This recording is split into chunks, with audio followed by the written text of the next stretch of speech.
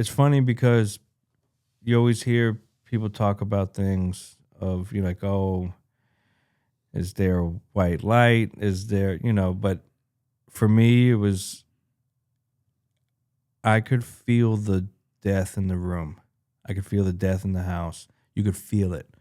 It was thick. It was cold molasses thick. You just knew what was going on in that house. There was more to it, spiritually. Did you feel a bit disassociated from the whole scene at the same time? Oh, of course. I retreated into the holy name. That's all I did. Right, because where else? I mean, you had knowledge. Went straight to the holy name. And you realized this life is temporary. My soul is eternal. Yep. I have a direct connection with God. It was like all that knowledge that you grew up with kind of seems like it came to you at that time. Yeah, held on to it. Yeah, it was, I guess like military training. I can't comprehend why you're killing me. I don't understand why you're pulling me down.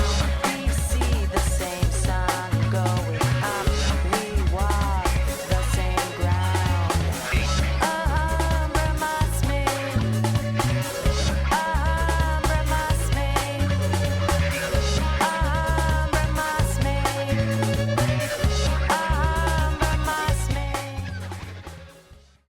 Welcome to the Eighth Element Podcast. My name is Buzz Ryan, and we have over here... I don't remember my name. I don't remember my name. What the hell is your name? I think it's Gargs, but I don't identify with my name. Right. You identify with your eternal spirit soul, which God knows what identity that is. It's something probably very high. I'm Nam Name Nary. And our special guest is Dava, Dasarath. Dasarath. Dasarath is, I was just reading your blog. Oh, nice. Which I was pretty stunned, actually, by the depth of your experience, your emotions, your realizations, and your brutally, poetically beautiful, honest poetry. Yeah, it's something that's kind of cultivated over the years. Something that started just for myself. I guess, therapeutic type of thing. You just write things out and try to, just get things off your chest in your own way. And then one day I just decided to put it out there, see how it goes. And started with the therapy session ones that I went through. Kind of like that coming to Jesus moment you have with yourself, or coming to Krishna moment, where it's just like, am I going to keep living the way I'm living? What can I do to change? What can I do to spice it up? There has to be some change. So one day I just started flipping through some of the writings I did, and it brought back up some memories. And I did it started with a phone call. I think that was the very first one I published. The journey of, therapy and trying to uncover some of the nonsense that we have going on. And then I was coming up on the 20th year anniversary of, being shot in that incident. And I was, just thought, what better time to put that one out there. So I toiled with it a little bit and went back and forth on maybe should I leave things out? How should I start it? That was probably the biggest thing. And I knew I had to start it by just grabbing you, putting something in there that just grabbed the reader and had the reader just like, what did I just walk into? So we're in 2026 right now. When did you start writing and putting it out there? Right, just writing in general, or writing? Well, you said that the shooting incident, which you kind of alluded to, happened 20 years before you started the writing. Where are we right now in comparison to those dates? So October 21st of 2000 was the incident date. That was the triple homicide. Triple homicide, attempted murder. And it was a Saturday actually. Just bringing it up, you kind of go right back into it. How old were you then? 16. You were I 16. was 16 years Could old. you give us a little background information as to what your mentality was at the time before that incident, and kind of what led up to it? And did you grow up in a devotional family? Yeah, my father was very, very staunch. Woke up every day, chanted his rounds, took the cold showers. What's his name? Diavir. Diavir's your dad. Yeah. Oh my God, I know Diavir. So we grew up in. So you were living. Were you in Hillsborough or in Prabhupada Village? We actually were in Fayetteville at the time. When we moved from New Vrindavan down to Fayetteville, that's where he can get some work, and right. We kind of grew up in Fayetteville for a little bit, but we went like once every 3 weeks, once every couple of weeks, we would go to the Hillsborough Temple, the New Goloka Temple. Because we lived in Effland. Yeah, one community over there. Yeah. It was nice. I still love going back. I still love seeing it. There's home is home, even though sometimes home could be the unsafe place when you have to deal with stories like this. Sure.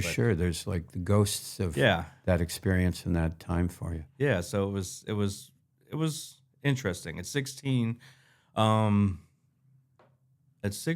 was a different person than I am now. Definitely,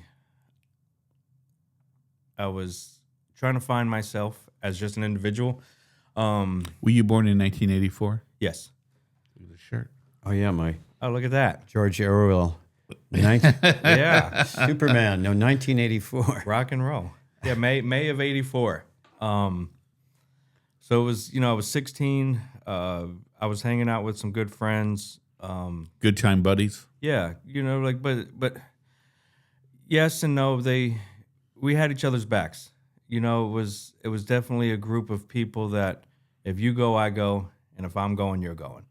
And I think that's what made us stick together so much. Were they part of the Krishna community? No, I actually went to a public school after leaving New Vrindavan, and at what age did you leave New Vrindavan? I think around 90 is when. It could have been a couple years within that time frame. So you were very young. Yes, we were young. Okay. And then we all moved down to North Carolina because that's where my dad, I think, grew up a little bit too. Went to high school there, so he kind of he knew he could get some work, make some money. And then with the North Carolina Temple being, or the New Goloka Temple being close by, it wasn't that too far off. But Fayetteville's a different type of place. You got the military base, people coming and going, high crime rate. Definitely, you could go one way or the other in that city. And I definitely went one way. So at 16, I was, kind of hanging out, doing the whole selling drugs deal, and just, living a life. What do you say? Life in the fast lane. Definitely that was the mentality at the time. Were you making good dough? Yeah, it was, it kept me going. It definitely. It sounded like from the story that you were, the money was rolling in. Yeah, it was, we had kind of like a factory deal going on, like show up to the door, get what you need, and, leave. So it wasn't, you're 16 years old and all of a sudden you're making money. You don't care about school. You're not, you're not who needs thinking, school? Yeah, who needs school? Because I can make the money other people are making. Were you afraid you were going to be caught? No. There's one thing I think that even to probably now is like whether it's, stupidity or what, but the lack of fear. Just, I kind of live life. Whatever happens, happens. I don't have any type of, I don't really second guess myself too much. I just live. And I think that was kind of the mentality back there. But were you even first guessing yourself at the time? No, and I was about to say that it was back then. It would have been that mentality on steroids. Just 16 years old, hormones. I'm the king of the world. No one can tell me what to do. The plane has been having engine trouble, but get on anyway. Yeah. If we're meant to die, we're meant to die. Yeah, that was whatever happens, happens. ironically enough, I think a week before it happened, we were all sitting around just laughing and joking, and someone brought up something like, this is getting too big. Like either the police are going to catch on or someone's going to, this is getting too big. Like just the way things rolled was in and out constantly, 24 hours a day. It was definitely. So from the story of that incident, not a story, but the recounting of that incident, there was Pops owned the house in a wheelchair. How this guy that came to the house that night, and of course, please tell the story for the listeners, really. Whose house was it, by the way, though? Pops. This guy Pops. Yeah. But how did Your father? Pop? No. Oh, some guy named Pops. Yeah. Okay. How did he know about your operation? This guy, Cortez, whatever his name was. It wasn't hard. It was almost one of those deals where you didn't really have to. It got to a point where people didn't know people, but as long as they just came to the back door and that was it. So he showed up one night, right?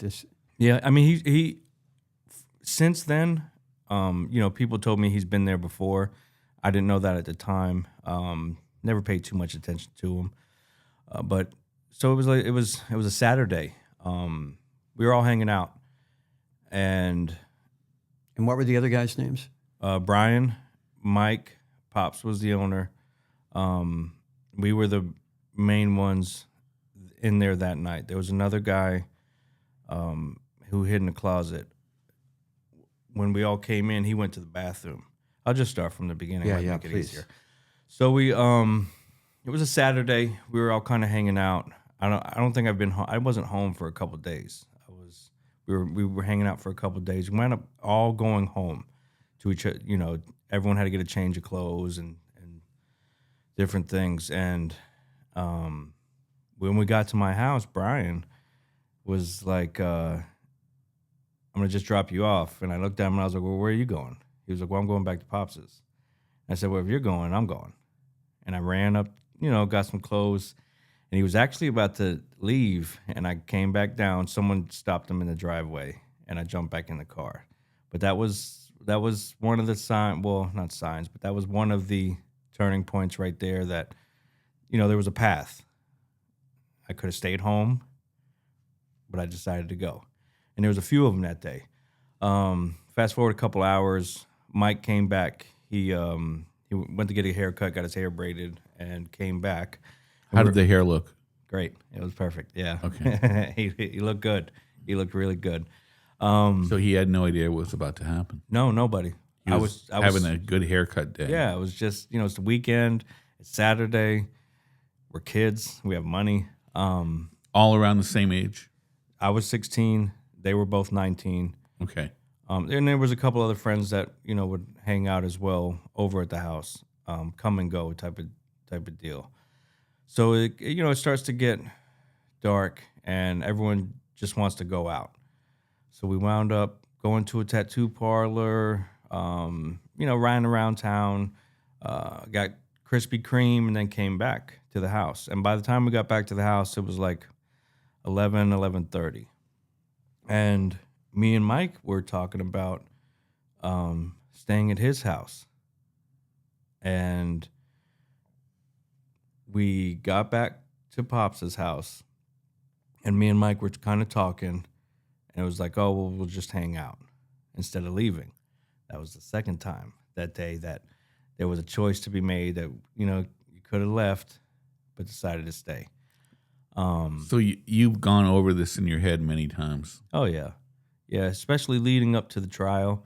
You kind of, they tell you, oh, write it down so you don't forget nothing. And I remember telling them, like, I don't have to write it down. Yeah, man, that's like etched in your consciousness. I could tell you every step, every word. But it almost feels like, looking back, and I don't want to stop the flow of the story too much. No, we're good. But that, you had these choices, but almost like you were prompted. Yep. Like, because somehow this event, even though it's horrifically tragic, yep, it shifted you completely into a whole another dimension. Yeah, it was almost like there was no escaping it. Yeah. Like if Krishna wants to save you, he's going to save you, and vice versa. So it's about 11:30, almost midnight, and when we pull into the back, we were with It's the back of what? the back of a duplex. Okay. So we were off of Strickland Bridge Road, 1067 Strickland Bridge Road. I'll never forget the address. We pull into the back. It's a duplex, and that was normal. Everyone went to the back door. Nothing abnormal. We actually had the front door tied and closed and kind of like roped off so no one could come in the front door, including if it was a police officer or something. Now, wait a minute. This place was your own place where you... No, it was Pops' duplex. Oh, okay. So it was a friend. So he was an older guy Yeah, in, friend- in a wheelchair. Yeah, a friend Okay. of ours' dad. I was mixed up. I thought you had been at Pops's and you were going somewhere else. Well, we were there. We went out because it was a Saturday night. Oh, yeah. Just to hang out around Yeah, town. tattoos, donuts. Yeah, all kinds of Yeah. crazy things as a 16-year-old would want to do. And then came back. So when we came back, going to the back door, nothing abnormal about it. Dustin was driving, a friend Dustin. He pulled in the back. We all unloaded. We looked at him too and was like, "You gonna come in?" He was like, "No, I gotta leave." And so he wound up leaving. And we talked about that before too. It's just like you overanalyze. Someone could have stayed. Someone could have go. Someone could have jumped in the vehicle, and just so many different choices. But the choices were made, and he was at the back door. Cortez was at the back door, and he turned. Now, who's Cortez again? The guy who shot everybody. Cortez the killer. Yes. Okay. Oh yeah. He was 22 at the time, and I've thought about that before too. Like 22, you still you don't know anything. You might be you're not even old enough to rent a vehicle yet. So he's at the back door and he turns, but he doesn't turn his whole body. He kind of just turns his shoulder and his head and looks behind him and sees us pulling up, which, later on, come to find out, he had the gun in front of him and he didn't turn around, so you couldn't see it. So he goes in, Brian goes in, Mike goes in. The guy who wound up hiding in the closet was right in front of me. And I remember going in, was like, "I got to use the bathroom. Hurry up, get out the way, I got to use the bathroom." And he was like, "Nah, I got to go." And he wound up going to the bathroom. So since he went, we were at a table, and the table was probably half this size, square table. It was in the kitchen. Kitchen was probably about this size. And that corner of the, we'll just pretend that this was the kitchen. And that corner would have been the fridge and stove and everything, and the duplex would be on this wall. Cortez would have been in this corner. I would have been sitting right here. Mike was right in front of me. Brian was right beside me, and Pops was on this side. Since he was in a wheelchair, he always sat on that side. So Cortez showing up, all the people that came to buy drugs from you guys showed up at the back door. So that was kind of normal for this guy to be there? Yeah. And you expected him, he was supposed to come. It wasn't I didn't expect it, but it wasn't unexpected because everyone went to the back door. Oh, people would just show up. Yeah, it was just random. If You got something for me. yeah, that's it. Okay. Knock on the door, knock on a window. Business is open. That's it. Just show up at the back door. You'll get what you want. So that was the routine. That's why. What kind of drugs were you selling? Just weed, actually, at the time. But we would go through a lot of it. It was just actually. It was when I come to think about it, you're talking 20, 30 pounds broken down into $10 bags. So you're talking, there's 28 grams in an ounce, 16. I've done the math before. It was the amount of traffic that had to come to be able to, and that was a week. It was a lot of pot. Yeah, in a week. Like, that's what we would go through in a week. But it wasn't like, you sell something big to someone in chunks. It was just all personal use, people rotating through. You would think that with the amount of people who came, that the odds were something was bound to happen. Yeah, that's why we talked, like, we had a little offhand conversation about it. And come to find out, afterwards, talking to the police, that they said they were kind of staking the house out, and it was just a matter of time before they were going to raid the house as well. So it was going to, one or the other. Yeah, I guess with the movie Heat, when you feel the heat is on, you have to be able to just drop your stuff and. Great movie. Oh my Great God, movie. and one of the best. Great movie. The best. Yes, it is. So when the heat Al is on. Pacino, Robert De Niro. Yep. Val Kilmer. Oh my God, Michael All-time Mann. classic. Yeah. But like anybody who's acting like they're scared straight and they're trying to warn people, Oh yeah. they say, I was either going to end up dead or in jail. Yep. I mean, it's just. So who some was people this don't know guy? it's true. You guys didn't know this guy Cortez. He was just obviously heard that you guys were doing a lot of business. Yeah. And he was there to score. Yeah. He was actually came before, from what I've heard. I don't. At that age, and with a roundabout house of just in and out. It's not like I knew everyone that came in and out.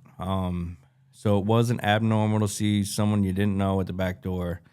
It just, just normal.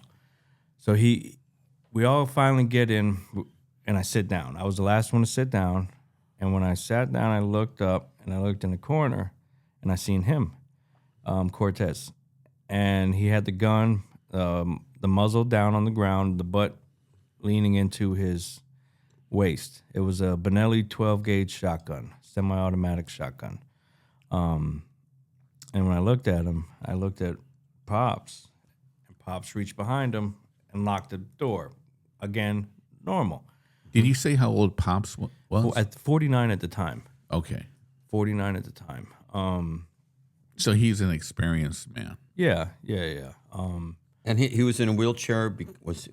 How did he end up in a wheelchair? He was actually shot. And He was shot previously. Put him in a wheelchair. Wow. It was, just life. That happened to George Wallace too. Yeah. You know who he is? It was, interesting. It's kind of ironic. You kind of live certain lifestyles, and that's just a path you lead down. He was shot from another robbery? No. Wartime?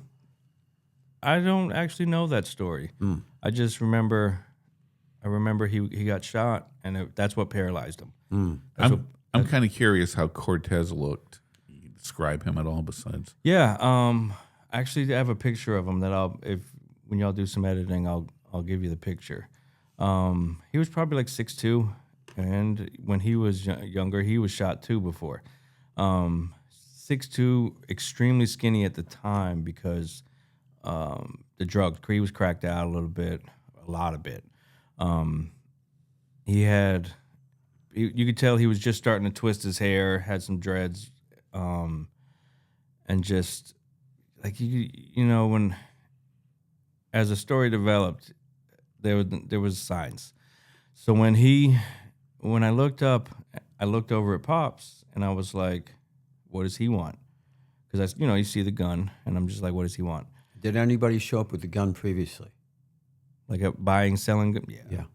Okay. It was, but the odd part was the time of day. Right. Stuff like that didn't get done once the sun went down. Right. So even though you were 16, you were pretty street smart. To an extent, I would guess. I don't want to yes or no, maybe so, but to an extent, yeah. I knew certain times of the day there was certain things weren't supposed to be done, and now we were at that time of the day. It's damn near midnight. This guy wants to sell a gun. We don't do that at night.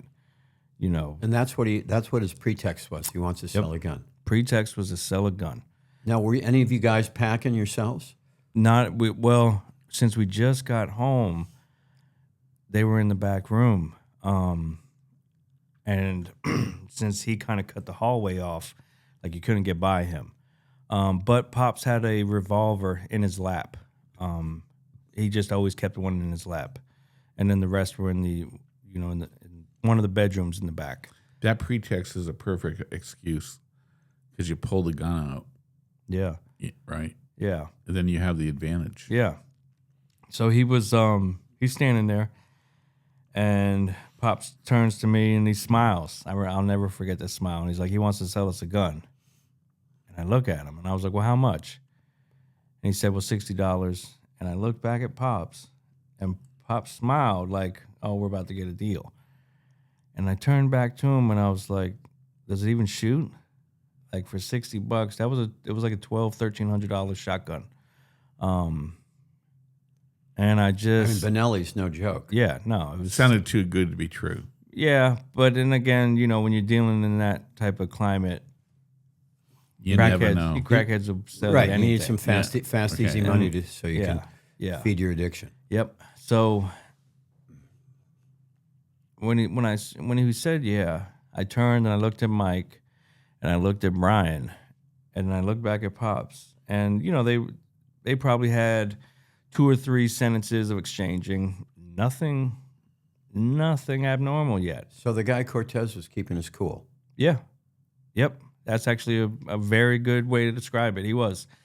So eventually, I would probably say 2-3 minutes after I asked, maybe 5 minutes at tops, Pop said, well, let me see it. And when he said that, we all kind of looked at the guy, and he bent over, and he loaded the chamber. He cocked the gun. But didn't you also say try to get more money from? Didn't you make a counteroffer before that? Remember that in the story, something like that. It might have been when I was asking him, you know, like how much, because I do remember that was one of those sticking points that when he was saying something, it was during the trial it got brought up as well, because he was getting evicted out of his place and he needed some money as well, you know, just to pay the rent or whatever. I can't remember at the top of my head. But when Pop said, well, let me see it, he bent over. And if anyone who's ever kind of messed with guns, the very first thing you do when you give one gun to someone else, you make sure the chamber's cleared. Right. Well, when he did that, I'm thinking the same thing. You know, that's normal. He's going to make sure that the chamber's clear. And I was looking at it, and when he cocked it, you could see the bullet go in. And it was starting from there till the end. That's when things just started kind of rolling. Like the movie theater said action, and that's when it started rolling. So he picked the gun up and he swung it up and aimed it at Pops. When Pop seen it, he knocked it out of the way with his left hand, and the first shot went off.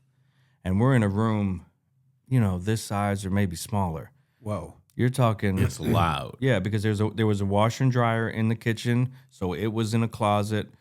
You could only one person can go through into the kitchen, out of the kitchen. There was a table. There's 5 of us. It was loud. So when the first shot went off, I ducked, and when I ducked, I looked back up, and when I looked back up, Pops went to go grab his gun, and when he did that, that's when the second shot went off. It hit him in the neck, snapped his spine, and got lodged on his shoulder blade. He rocked back in the wheelchair and came down on the table. Looked like he was sleeping. But if you ever heard a toilet overflow with the water coming out of the commode, that's what the blood sounded like coming off the table and hitting the ground. It was just like a toilet overflowing, just pouring onto to the floor. And when the second shot went off, that's when I ducked under the table, and it just right in front of me. You could just see it. And then, were you acting at this point simply on instinct? Yeah. Yeah. Yeah. There was no thinking. It was just like, all right, what are we doing? There was like, well, let me rephrase that. There was no like, what are we doing? It was just moving. So when that happened, I couldn't hear, like, and I could tell Brian and Mike couldn't because of how loud the shots how loud were. it was. Yeah, I don't even think he could hear his own self.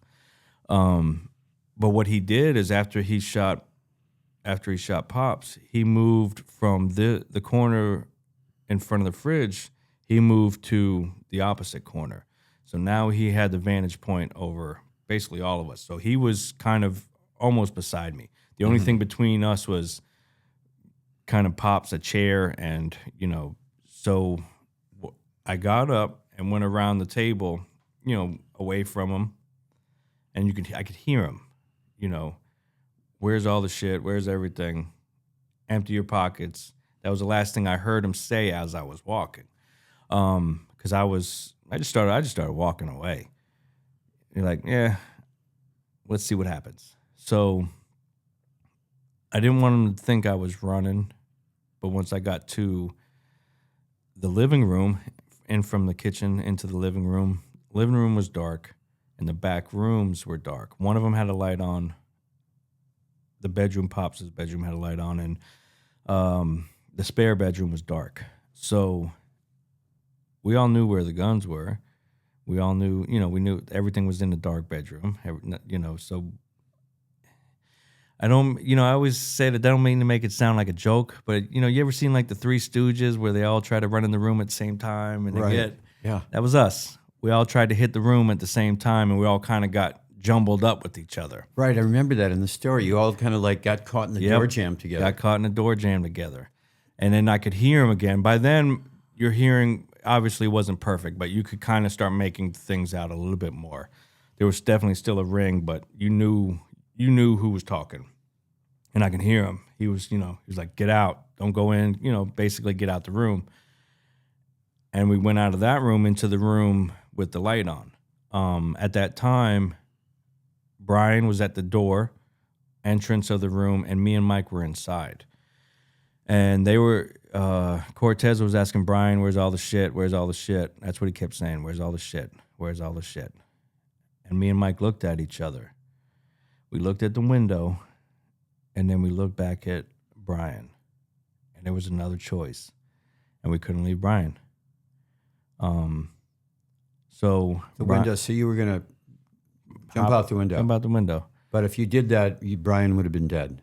Yeah. Yeah. Yeah. I mean, most he wound up. Most likely scenario. Yeah. You leave him, he's gone. Like, you just never know. Does the guy take off, after he sees people leave? Does he leave? Probably. You never know.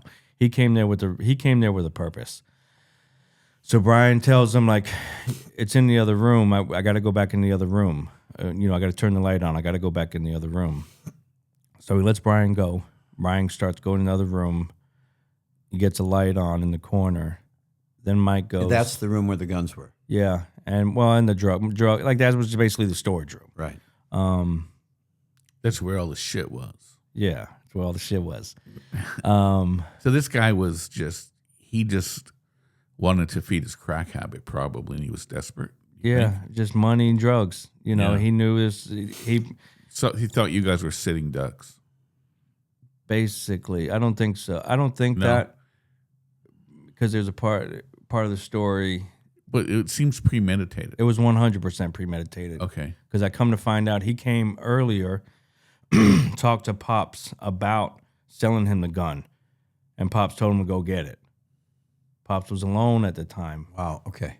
So Pops actually was a little naive. So he thought he was just. He wasn't. No, he thought he was definitely never naive. I would never describe him as naive. But not even in this situation. Sorry. No. Go ahead. No, it was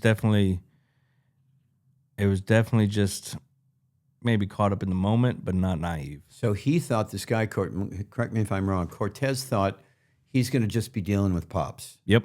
So it would have been a simple thing. Yep. He would tell him, get me the money. Yep. Get me the drugs. Yep. Get me the shit, so to speak. Whatever. Yeah. And he would just be dealing with the dude in a wheelchair. Yep. And if he had to kill him, he would, but he probably didn't plan on it. Probably. Possibly. Yeah. Like that part I won't speak to, but he definitely thought he was only, it wasn't going to be a crowd, which you could kind of tell. That's naive of that guy to think, because Saturday night, That's when things are hopping. that's it. No one's home getting ready for work the next day. It's not how it goes. So he definitely didn't think we were all going to be there. I think he kind of seen a moment where we were all gone, because normally we are, and maybe he could get in and out. And just assuming, going out on a limb, that when he seen us pull up when he was at the back door, definitely looking back, telling his demeanor, he can kind of tell things changed. So we get to the part, Brian goes in, gets the light on, Mike goes in. So I come out the door and going into the other bedroom, and he puts the gun in my face and stops me. So when he does this, Puts it right in your face. right in my face. Yep. And I'm just staring at him, and at this point, I've already accepted that it was over. There was definitely moments where, as soon as the first shot went off, in my head, all I did was chant. That was it. I knew that this was. You sensed your impending doom. Yeah. And you began to chant. I just accepted it. And Did you chant Hare Krishna? Yes. Chanting the string of day. No, chanted Hare Krishna. Okay. I just, and actually I thought about that too. It was just like, well, you're always told this is the one. This is the greatest one. And if we need one, we're gonna do this one. So I just started chanting. So that Hare was Krishna. because of your training from your father and Yeah. your Upbringing. your upbringing. Yeah. So that immediately clicked in that I have to chant the name of God. Yep. And only God can save me. That's it. Or just, I didn't think I was going to be saved. Right. In other words, if I meditate on the name of God, Krishna, at the time of death, Yep. then I will. That's actually what went through my head. destination will be higher. Yep. The last, in your last hour, hang on to the holy name. So that's what I did. And I wasn't, yelling it or anything, but in my head, and I used to tell people, I think I chanted all 16 rounds in that 15 minutes, just, Wow. you're just in your head and it's just going and going and going and going. But he stopped me. He put the gun in my face. I mean, the gun is probably as close as this microphone. And he said, "You didn't empty out your pockets." And I looked at him and I was like, "Yeah, I did. It's right behind you." I had a pack of cigarettes and some, a little bit of cash because we didn't keep, there was some rules that we did live by. You don't keep cash on you. Everything was in the room. Did you ever think about jumping him? Like He had the vantage. bum rushing him? He had the Oh, you vantage. couldn't do that. Right? Nope. Yeah. He had the vantage of he kept kind of kept Pops in because of the table and where he was. So he knew what he was doing. To a degree, yeah. He kept a good his positioning. He just couldn't do nothing. It was what it was at that point. But there I was standing and I looked at him. I was like, "It's right behind you." I was like, "I emptied out my pockets when I was walking out. It's right behind you." And Mike came back out the room and he was like, "Yeah, it's right there. It's right behind you." And he paused and he kind of gave me with the gun, he kind of, motioned on, like, go in the room. So then I went in the room. So now we're in a bedroom, duplex-sized bedroom. There's kind of like a couch on one side on the wall, like a small little couch, sitting area. And then there was the full-size, queen-size bed on the other one, packed up against the corner.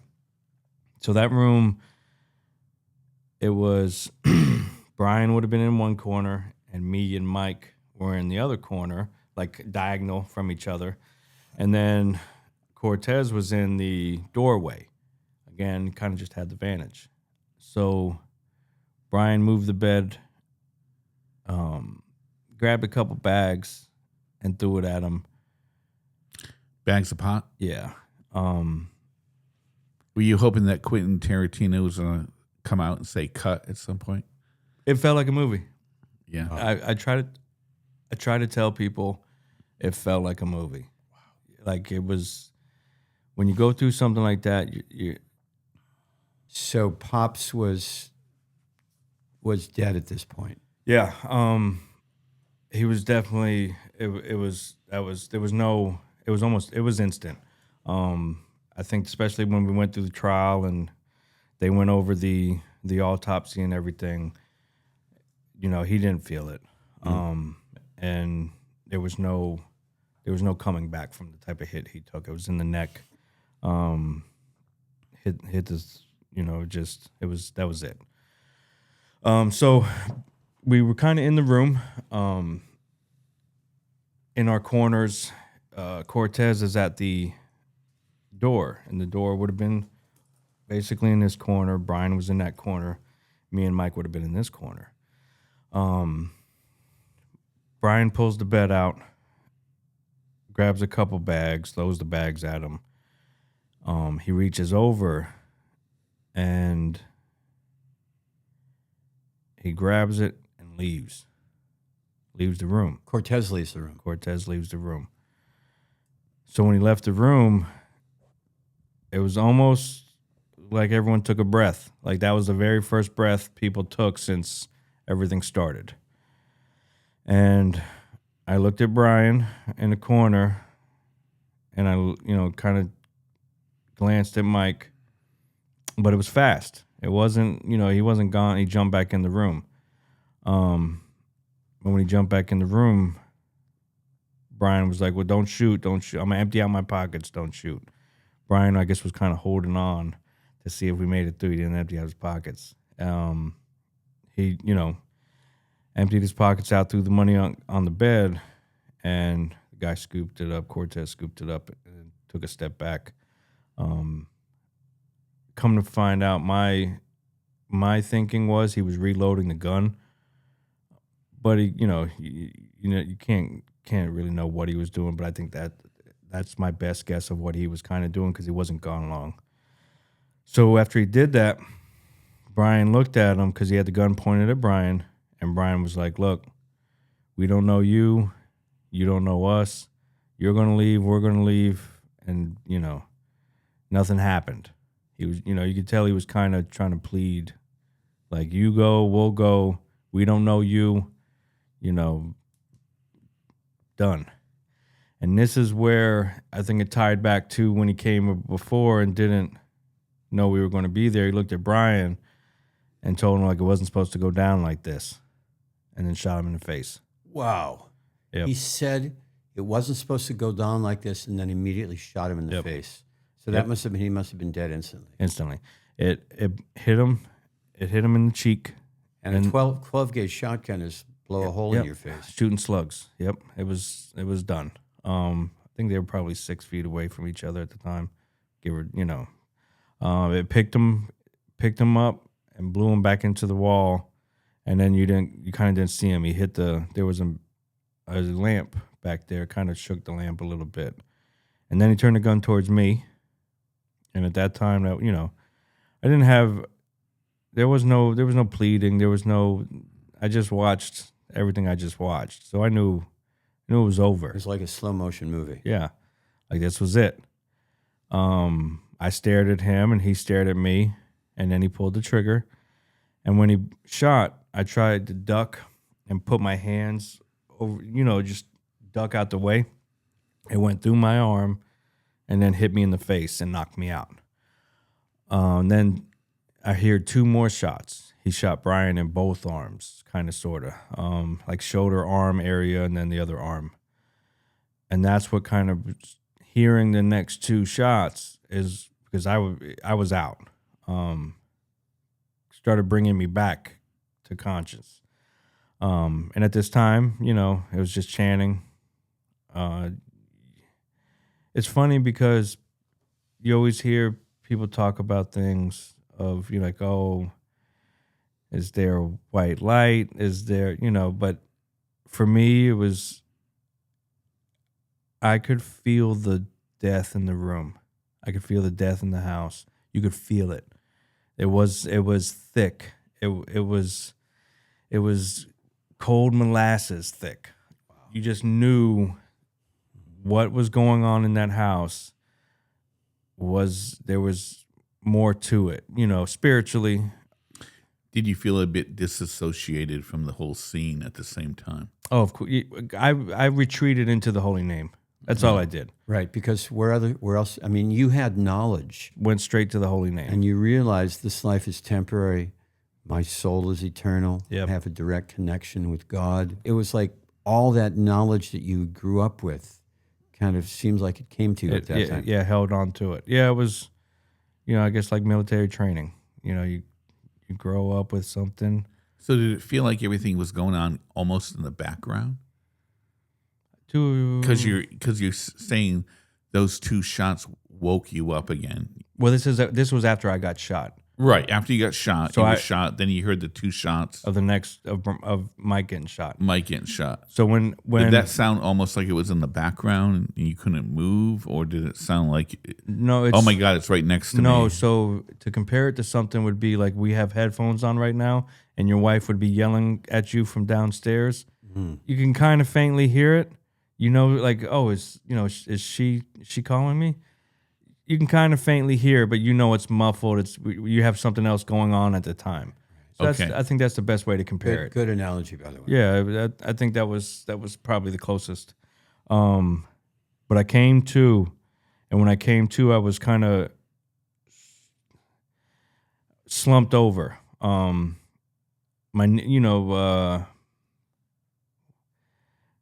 Just in a ball, but just sitting in a ball because that's just how. And where was Cortez at this how time? it left me. When I came to, he was gone. Was it Brian, the second guy that got shot? Brian was the second guy that He got shot in each arm. Did he? Brian got shot in the face. Okay, so Mike was. Me and Mike were shoulder to shoulder the whole time in that room. And was he still breathing? Yeah, he was still alive. So when I came, I didn't know that yet. I knew Brian was dead. You could tell by the way he shot. But I came to, and I was kind of just sitting there. And you go through head, shoulders, knees, and toes. What's working, what's not working. That's exactly what went through my mind at the time. I'm awake. What's working? I could feel my face. It was almost numb, but weird. So the first thing I did was spit, because I was like, what just happened? What just happened? Like you're snapping back to reality. I spit, and it was blood. And then I went to go move my arms, like let's get up. And just the 2 or 3 inches was moving, nothing else. So when I looked down, I all of a sudden started seeing all the blood pouring into my hand. And I was like, okay, we got shot. Now, what turned into from retreating to the holy name, now it turned into the best kind of way to describe it is go time, where it's like, okay, this is what we have to do now. Right, survival mode. Mission, yep, survival mode. But I kept feeling something pushing on me. So I didn't really look up completely yet. I kept feeling something pushing on me. And I'll never forget, as this was in like one of those other moments.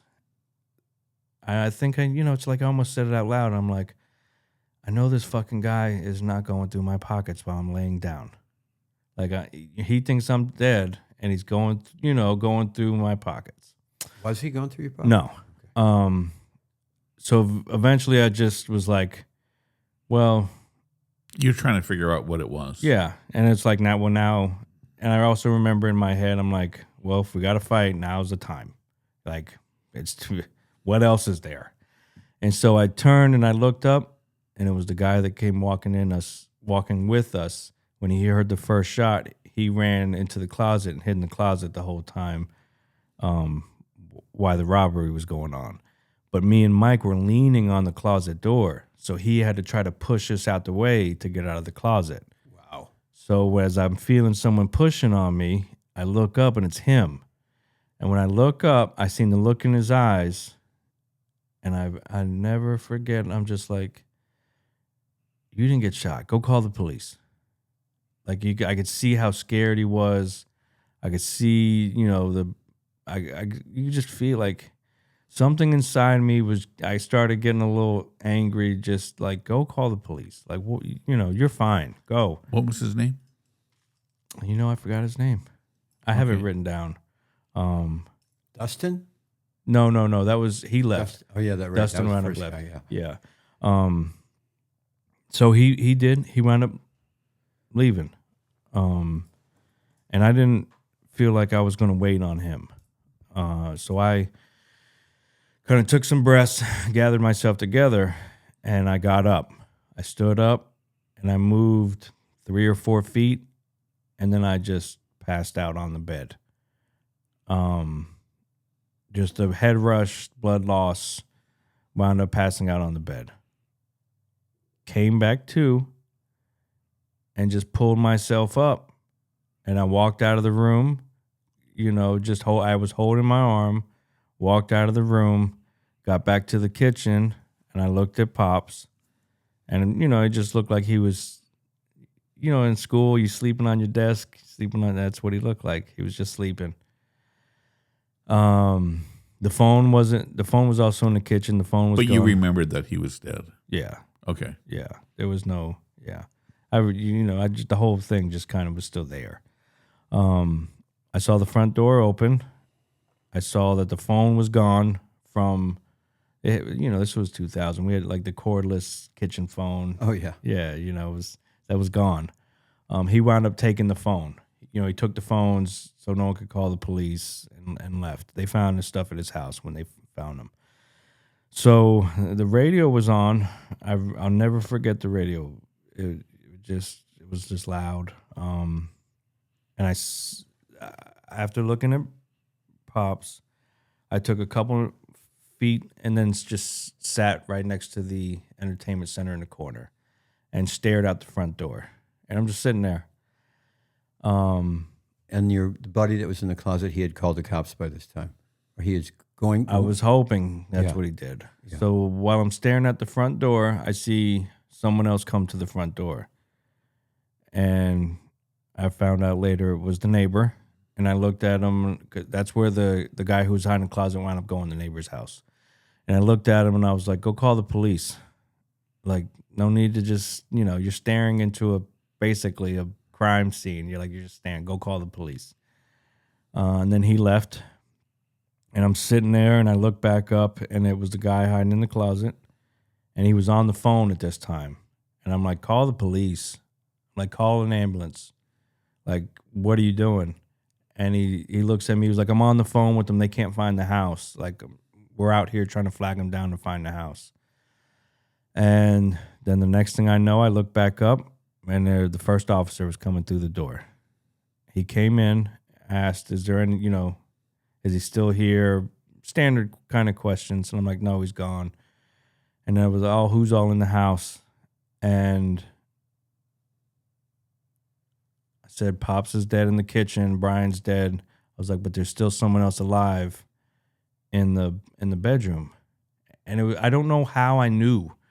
I always think back about that. I didn't know how I knew Brian, was 100% dead, because he was, I knew where he got shot. So it was just kind of self-evident, and he was behind the bed, but I didn't really see him after that. But knowing Mike was still alive, I just knew.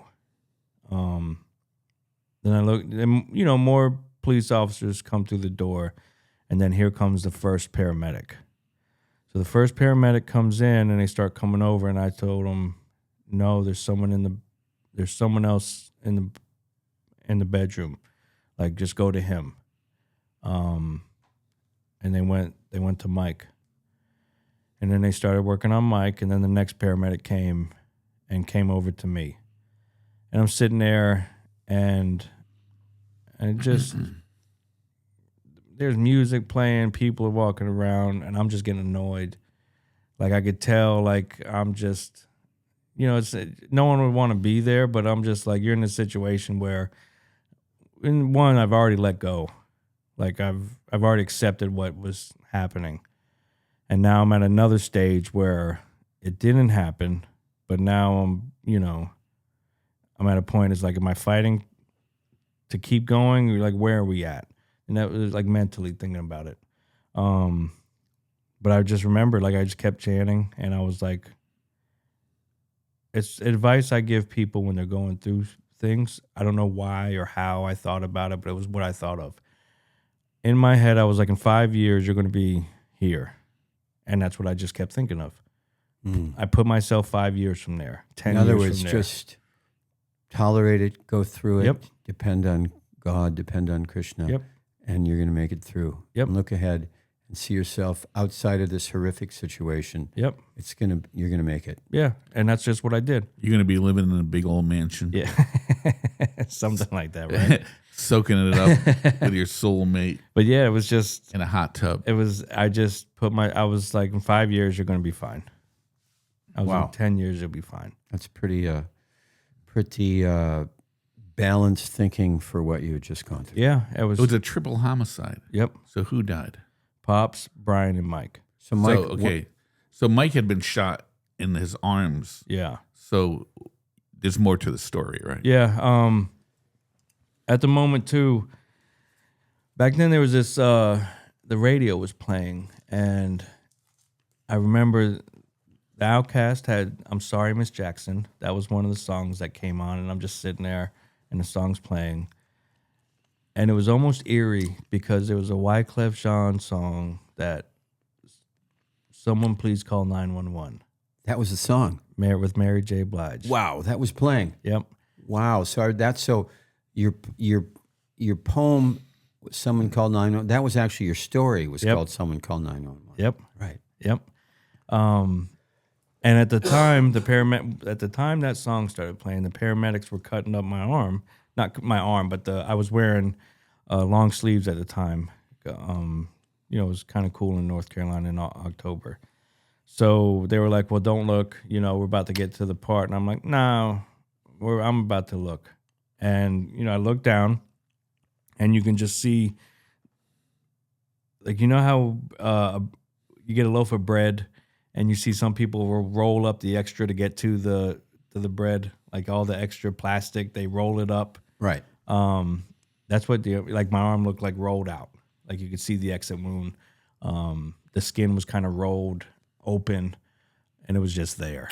So it was about a 6-inch exit wound, like 6 inches long, real Shotgun. Blew the bone, blew the majority of the bone all out. It was gone. But I remember seeing that. I remember looking at them, and then this song's playing. And I started leaning over, and they were like, "Where are you going? What are you doing? Stop moving." And I'm like, "Just wait." And I turned the radio off, and I'm like, "I'm not about to listen." I turned the radio off, and I was like, "Fine now." Like it was just sensory overload, I guess. Right. At the You time. needed a little piece in the background. Yeah, I just needed, Did you have any mundane thoughts at this time, like maybe there's still a Snapple left in the refrigerator or anything No, like that? actually. No. I thought about my dad. Oh, right. Talk about that. Thought about my dad. Yeah, I remember reading that. You were. It's like kind of, like your life is about to end, and your life is flashing before you. Yep. So you were having that type of experience. Yep. I thought about family, my dad, my brother, my mom.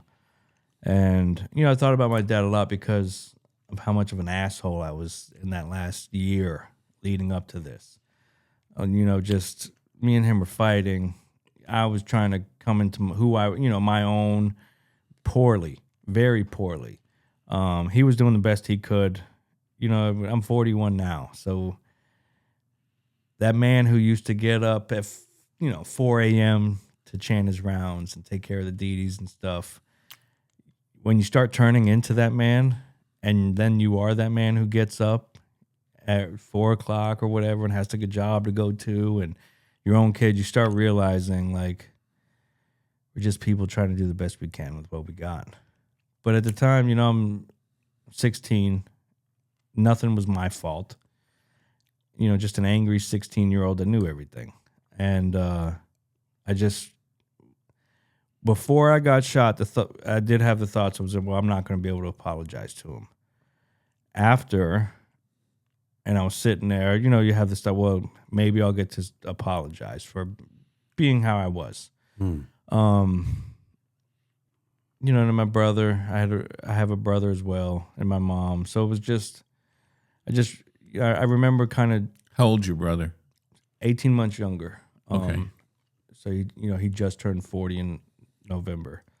But it snapped to my dad because of how the behavior I was kind of having with him and fighting. And so you internally you wanted to resolve that and ask for his forgiveness. Yep. Apologize to him. Yep. And then that was kind of the one thought I had within the whole chanting, and just kind of resigned to what was going on. But so we, I'm sitting there, they come in, and I can hear Mike and the paramedics in the room, so I know he's alive. Eventually they get the stretchers in, and I tell them, like, help him. Then they bring in the next one, and they kind of coach you through, like, hey, we're about to do this, like, we're about to put you on the board, or we're about to put you on the stretcher, like, if you can, lean this way, do this, normal routine. Do these guys seem really competent? It was definitely a profession.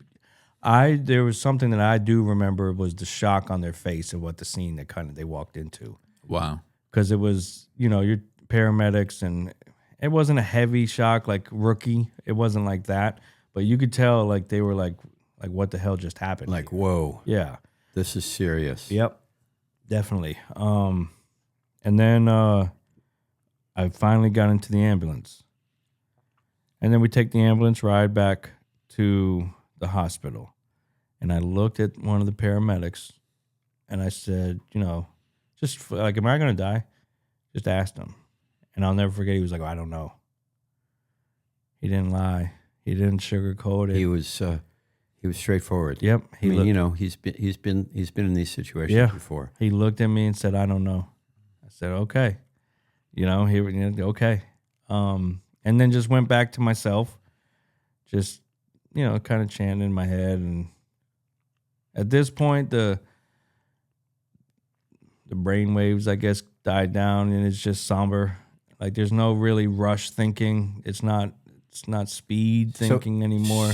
Chanting is essentially, for those who are maybe not familiar with our tradition, is praying. Yeah. It's praying to God for his shelter. Yeah. And to remember him. Yep. And to engage us in his service. Mercy. Yep. Did you have an almost instant realization about the nature of the world? Because it kind of, George Harrison they attempted to kill him by stabbing him. Yeah. And he wrote a song that said, I never knew that life was loaded. I only hung around birds and bees. I never knew that things exploded. Yep. I only found it out when I was down upon my knees. Really great lyrics. Those are, and the fitting. Still to this day, I'm always the type of person, people are going to be who they are and how they are. They're going to treat people how they want to treat people. And I just move on.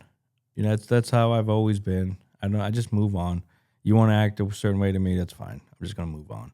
So when that kind of happened, and I seen another great movie line, is when you can see what one man can do to another.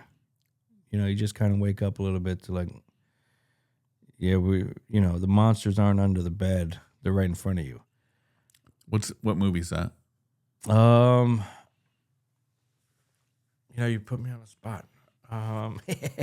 Sorry. It'll come to me. It'll come to me. I'll definitely trying to regroup. Oh, but no, we were on the way to the hospital, and I asked him, am I gonna die? And he was basically just, I don't know. So we go, finally get to the hospital. When we get to the hospital, it's definitely like, it's hustling, and there's people moving, and it's an emergency situation. They're also trying to, while the doctors and everything and the nurses are trying to work on me, you have the detectives and the police also trying to butt in to try to get whatever information they get, because, like, I can hear them talking to the doctors and nurses, and they're like, is he going to live? And they're, we don't know. This is not, no one had an answer. So they were trying to move in and get any type of testimony, any type of whatever they can get. I forgot the word, what it's called when you get a dying man's testimony, but there's a term for it, and they were definitely trying to get it. So they come in, and they're just asking these random questions, coke and drugs, and all kinds of different things. And I just remember at one point I was like, it was just weed. I was like, you guys are way off. Like, it was just weed. And where was Mike at this time? So Mike actually, I left, and I think I left for him because he didn't. They didn't bring him out. But when I left, he was still alive. And then at some point during that night, I remember asking, like, did anyone else make it? And they told me no. That was it. How did he die? I would just assume blood loss. There was nothing with he kind of bled out. And these guys weren't devotees of Krishna, so they had no kind of. Did they have a Christian type? Christian, yeah.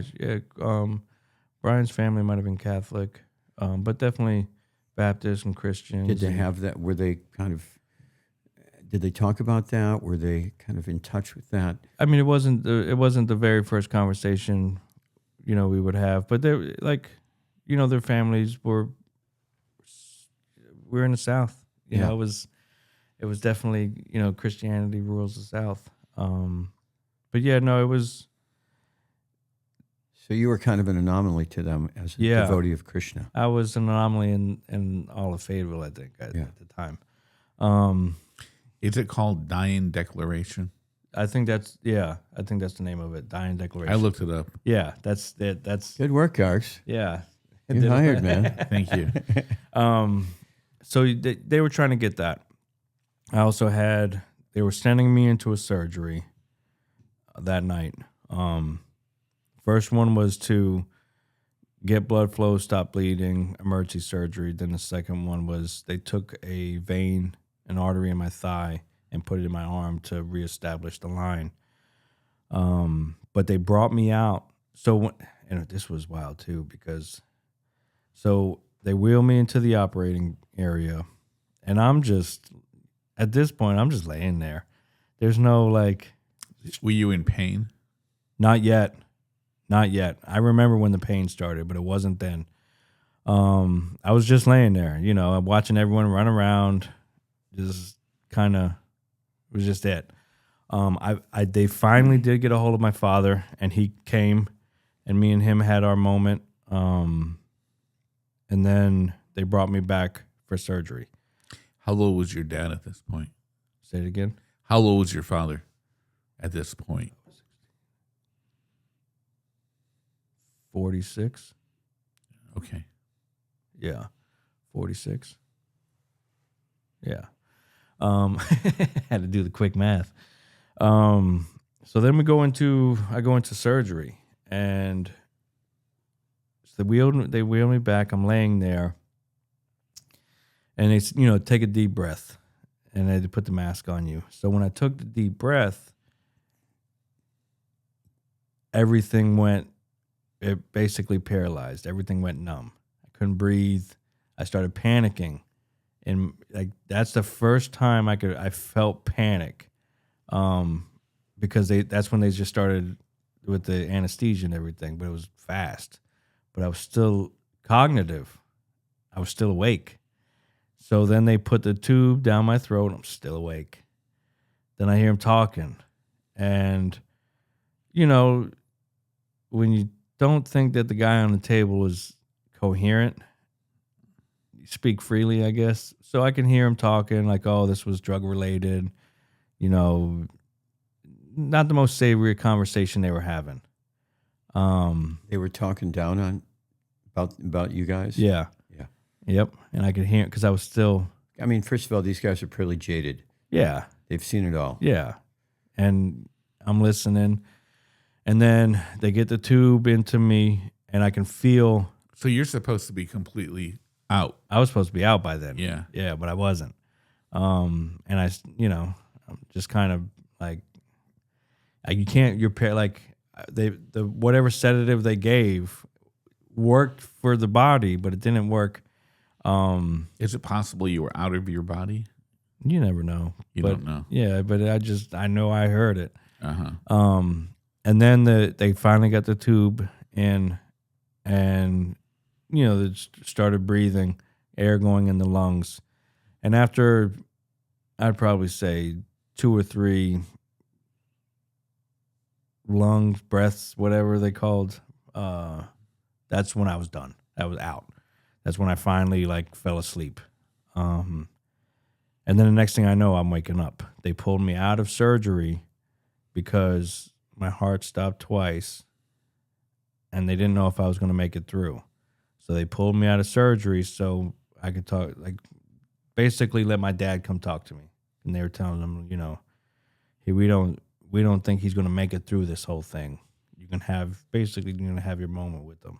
Wow. Yeah. That must have been Yep. insanely intense for him and for you. Yeah. But They didn't tell you that. They told him that. Because your body was not up to the surgery. They thought it would your blood loss. kill you. Yeah. With the with what was with the trauma that already happened, with the blood loss that already happened, they were just surprised I was alive at all.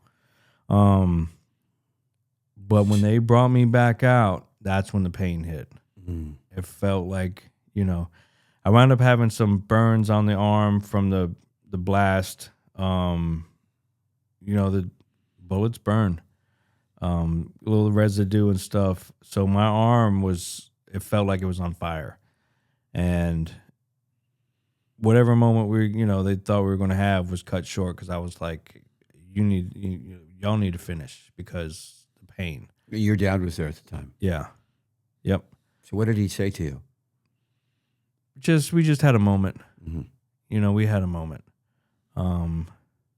Yes, I guess some things you still keep close to the chest. Yeah. But we just, father-son moment. Mm. And then that was it, right back in.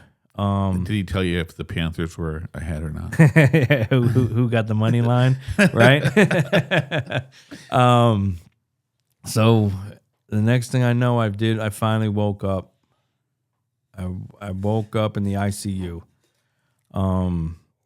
At the time, too, they didn't know if it was just one guy, multiple people. They didn't know what they were working with, so they gave me an alias, which I'll never forget either. It was Scott October. It was like the running The joke. Adventures of Scott October. Yep, it was like the running joke of, Scott October. That was the... It's kind of a cool name, yeah, actually. out of anything that you could got, like it had a ring to it. Yeah. I remember seeing it, reading it, and we all had, like when the friends would come visit me and family, friend, Why did they give you an alias? because they didn't know if there were more people involved.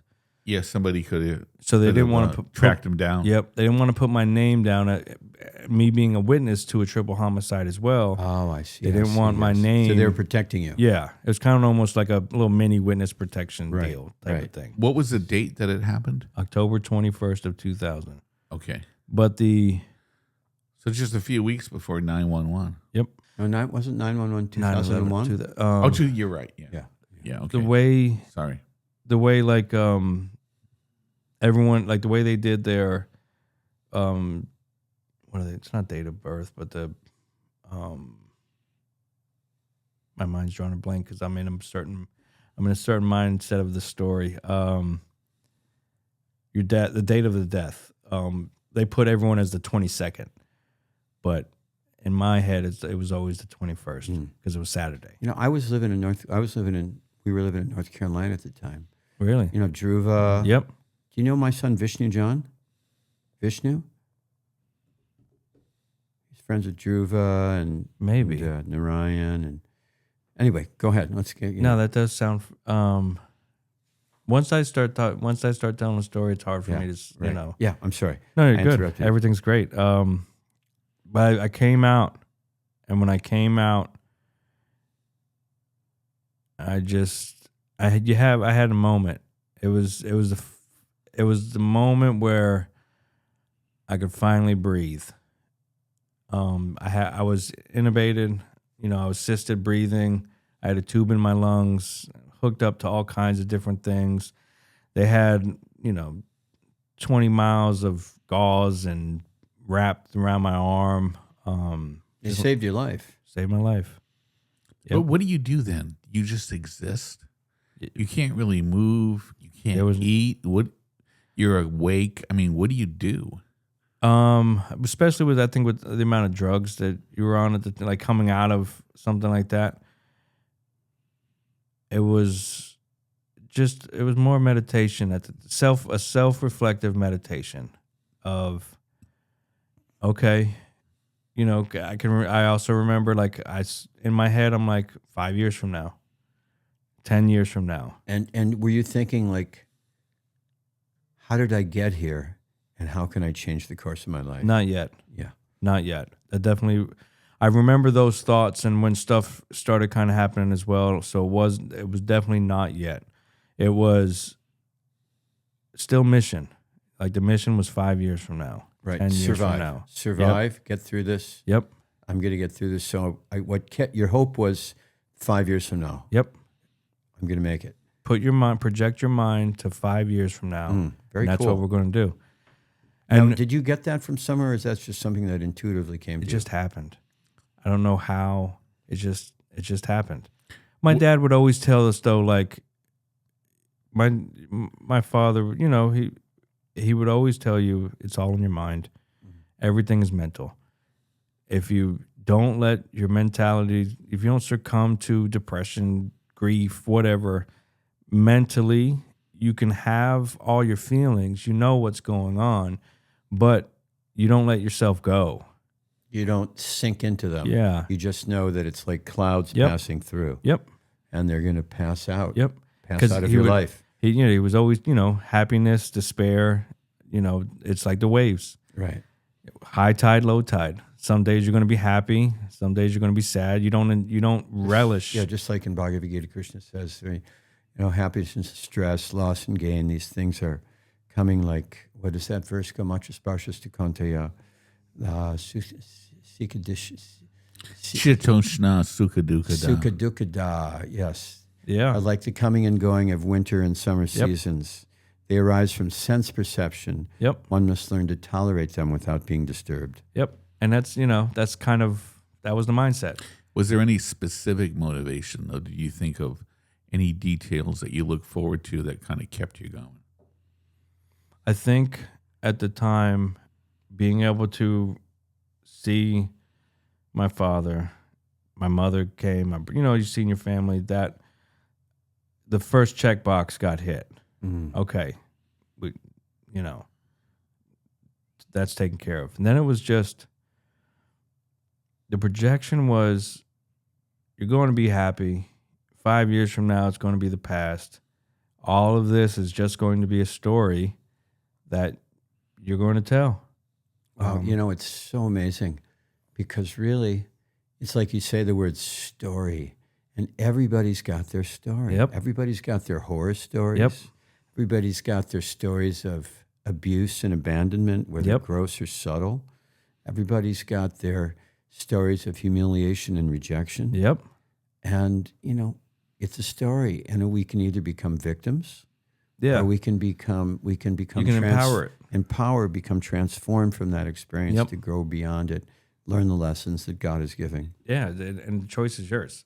You don't have to be what everyone wants you to be. Right. You don't have to be what everyone thinks you are. You can be whatever you want to be. And that was, it's always fun. And that's also something when I hear other people don't take it well when they're in their, in their mode of despair or, going through things. They don't take it too well when I tell them, just think about 5 years from now. This ain't going to matter. This is 5 minutes of your life. It's not going to matter. Unless you're old tool. and you think I'll be dead. Yeah, but when someone's going through what they're going through, Sure. no one wants to hear that. No, but it is a great therapeutic, yeah, philosophically therapeutic tool. yep. And that's kind of that's always my, my 2 cents when I give people, whatever. Just So you went through, from what I read, 15 different surgeries, right? upwards Upwards of 15. upwards of 15. Maybe I think we were starting to hit closer to 20 when it was all said and done. Wow. Yeah. And what was the span of time? The mass majority of them were in the first 2 years, year to 2 years. Especially the first year, they came in one after another, and they were just different things, different processes of trying to reconstruct and rebuild. And then there was a couple later on, metal plates from a break, or I got a staph infection and they had to kind of readjust. So after the first, 5 years, it might have been one or two just, from a broken the bone broke or the metal plate that they put in needed to be adjusted. Nothing too crazy after the first chunk. Did you have and do you now have use of that arm? Very limited. You know, there's use. I've gotten so. I spent the first 5 years not using it, just kind of having a surgery and a recovery, surgery, recovery, surgery, recovery. So you get used to not using it. I always tell people. Some people ask what was the hardest thing to get used to or adjust to, and it was tying your shoe with one hand. Oh wow! Tying a shoe with one hand. I remember because after a while they let me go home, and I would do outpatient where I would go back to the hospital. They would clean it, redress it. I would go home again. So I remember sitting there, and my dad was always the one that was like, "You're going to figure it out."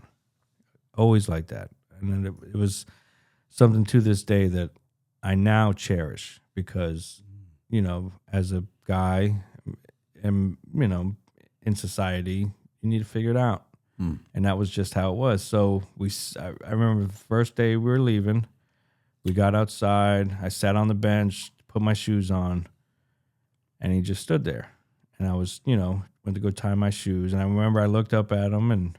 I was struggling a little bit, and he was like, "You're going to figure it out." And I figured it out. Listen, 3 people died that night. You were the only one to survive. What do you attribute that to? I always attribute it to Christian consciousness, the holy name. So you felt that protected you. 100%. That God present in his name and you taking shelter of him protected you. I still want to find out how he ties his shoe with one hand. What is the sound of one shoe tying? Tying the other? Yeah. It was 100%. That's exactly what I attribute it to. And I always tell people now, because you have, at this age, peers and everyone else, you start having more philosophical questions than ever before. The older you get. And I just always tell people, I don't question if there is a God or not a God. I know there is. Like I don't wake up and I wake up every day and know. There's no. Yeah, it's funny. I did was it last night? No, it was Tuesday night. I was interviewed by someone who's interviewing different Prabhupada disciples on, how they came to the path of bhakti, Christian consciousness. And one of the questions he asked me was, how do you know that Krishna is real and that Prabhupada is real? And it's like, I tell you, man, just like I held this and I said, as real as this is in front of me, it's that real. Yep. God is that. It's like undeniable. Yep. Once you've had the experience of a connection through prayer, through service, through chanting, through meditation, through kind of really submitting yourself, you just, like God enters your life and there's no going back. There's no going back. There's no doubt anymore. Yeah, there's no going back. So obviously that's your experience. Yeah, and so there was never. I don't wake up and ever have that wonder like, who are we? What are we? Is there a God? Never since that day have I ever. So your transformation. So if we could say fast forward a little bit to the. I'd like to just go a little deeper. Go ahead. That. Okay, so somebody who is an agnostic may be listening right now, and they may ask, how do you know the difference between belief and realization? You say there's a God. Great question. Or faith and realization. I always go back to there's an somebody army saying. There's an army saying that I always went back to. There's no atheist in a foxhole. Everyone's something, and the ego lets them believe there's something. But when the bullets are flying over your head, there is no atheist in a foxhole. You're gonna start believing real fast, and if you're not gonna start believing, you're gonna start hoping. I'm about to die, and I hope that there's a God, so this wasn't all wasted. Or I hope, someone say like, you'd be surprised at some of the situations that people get into when death is on the line. Who they really start thinking and believing and hoping that was there. So you're saying it's innate? I think it's not just wishful thinking. No, I think when you're in that situation. I think every single human being, when death is knocking on the door, all of a sudden starts turning into something else, and all that life of ego and all the money or whatever.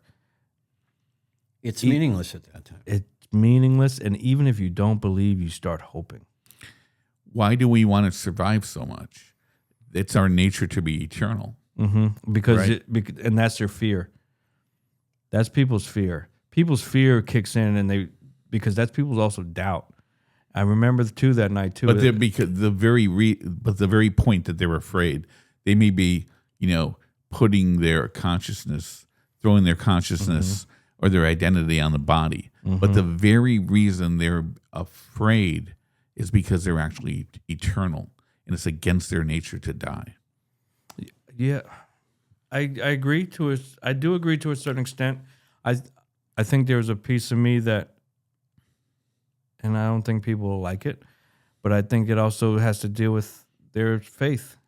I think the lack of their faith is what creates the fear. Yep.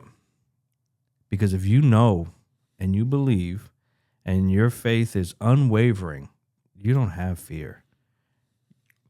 You welcome. Like, I'm at a point in life where some of the things I've been through and, you're going on, do I want to die? No.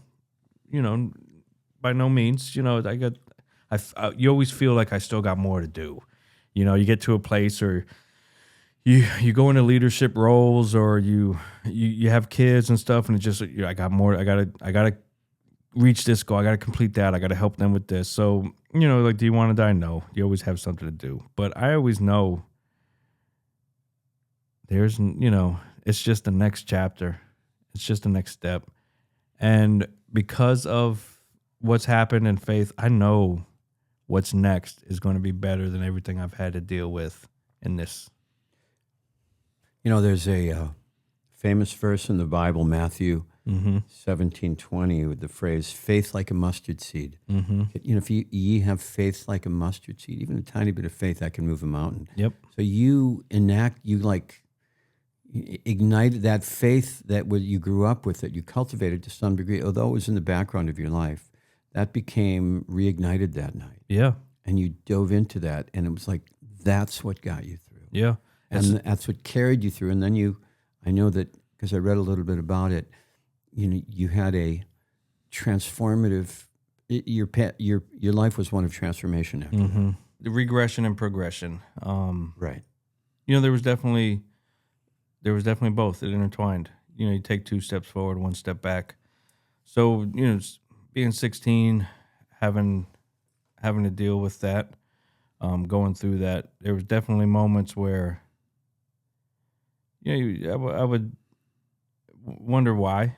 Definitely human feeling of, I was just a kid. I've had those moments like, you're just a kid, you don't know any better, and you have to deal with something like that. The karma of having to experience that. Not knowing anything. And then I thought about Cortez too. 22, life's over.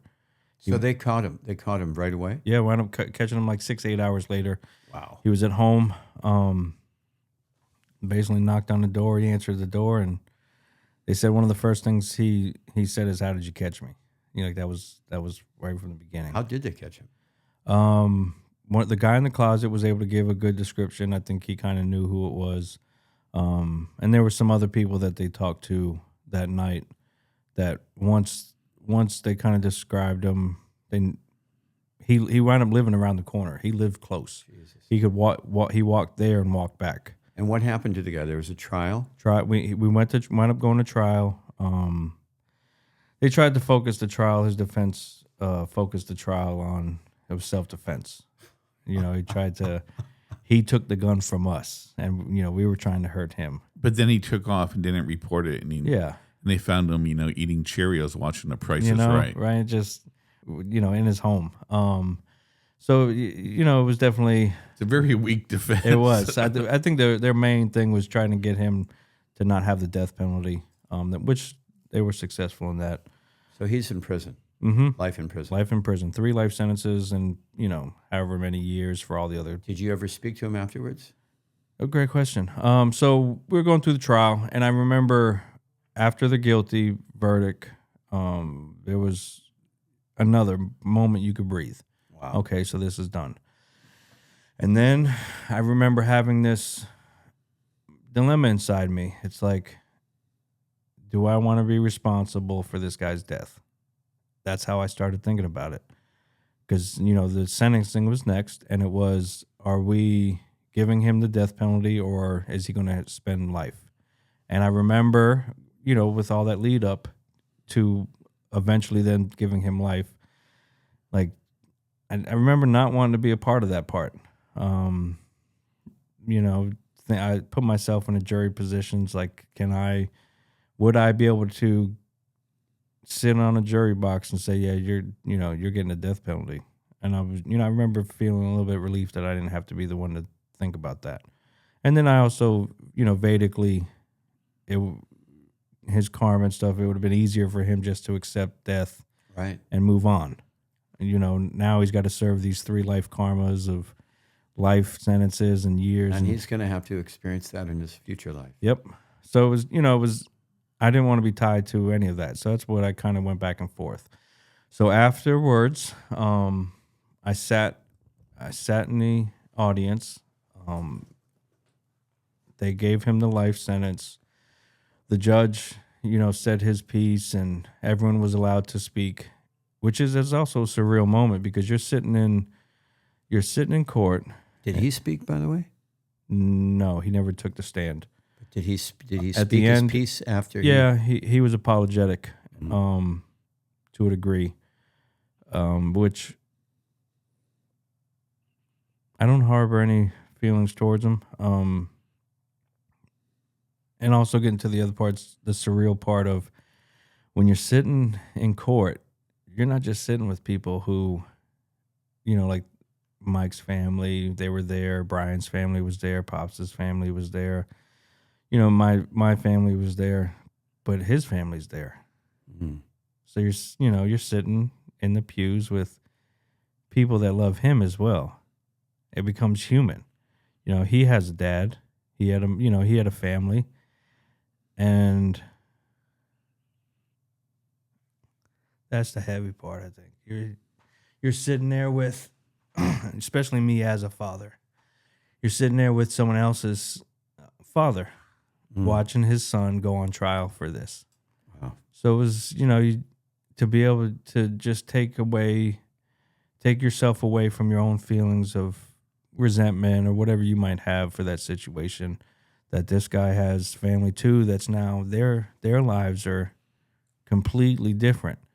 Their kid, they're never going to be able to just sit on the couch with their kid again. They're never going to be able to go to lunch with their kid again or have any type of exchange through anything other than glass and having guards. So I had that as well. And I was sitting there. I kept a notepad, throughout the trial, just taking notes, being engaged, passing notes to the prosecutor as well. Of, like when the defense would bring things up, I'd be like, no, here's what happened, and this is how you can kind of see through it. I would share notes, but when it was all over, I flipped to the blank page, and I wrote him a note, and I told him, I forgive you. I don't hold any feelings, and I'm moving on. And I gave it to his lawyer, and I got up and I left.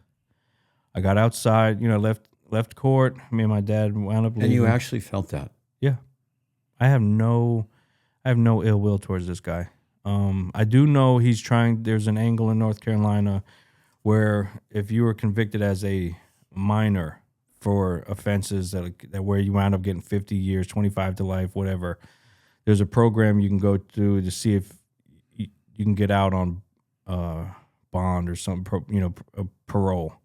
So I remember, that got brought up a couple of years ago that he was trying that. Wasn't he 22? He was 22. Yeah, it doesn't apply to him. But when you're sitting in a jail, cell for, we're going on what now, we're on the 26th year. You got nothing but time. Did you feel maybe you forgave him for what he did to you? But what about what he did to your friends? I also take that because I still keep in touch. I can only do what I can do. When it comes to a situation like this, I've learned that I can't shoulder forgiveness for others or resentment for others, or, we all have our path. And for me and my path, I knew, and I thought it, as soon as I walk out of this building, as soon as I walk out of this courthouse, this chapter is now closed. And so is he. He will not, dictate my life. I'm moving on. He has to deal with what he has. Krishna will take care of me. He's going to take care of him, because that's the other part too. And I bring that up all the time. Heaven, hell, spiritual life, it's not full of people that I deem worthy of being there. It's not full of people who, you're allowed in, but you're not. It's not up to me. So, through his path and his life, he's going to have to go through what he's going to have to go through. So I wrote him the note and I gave it to his lawyer, and I told him that I forgive him and that I'm moving on. I walked out. When I got out of the courthouse, I got to the stairs, going down the stairs of the courthouse. I heard someone calling me, and I turned around and it was his lawyer. And he came and, he told me that, it took a lot. He read it and gave it to him. If I ever need anything, give him a call. Give who a call? The lawyer, his lawyer, his defense lawyer. And that he could get you a gun for cheap, right? And that, he never experienced something like that after a trial. It was, and I told him the same thing. I'm not holding on to this. I am moving on. But how has it affected you? Haven't said that.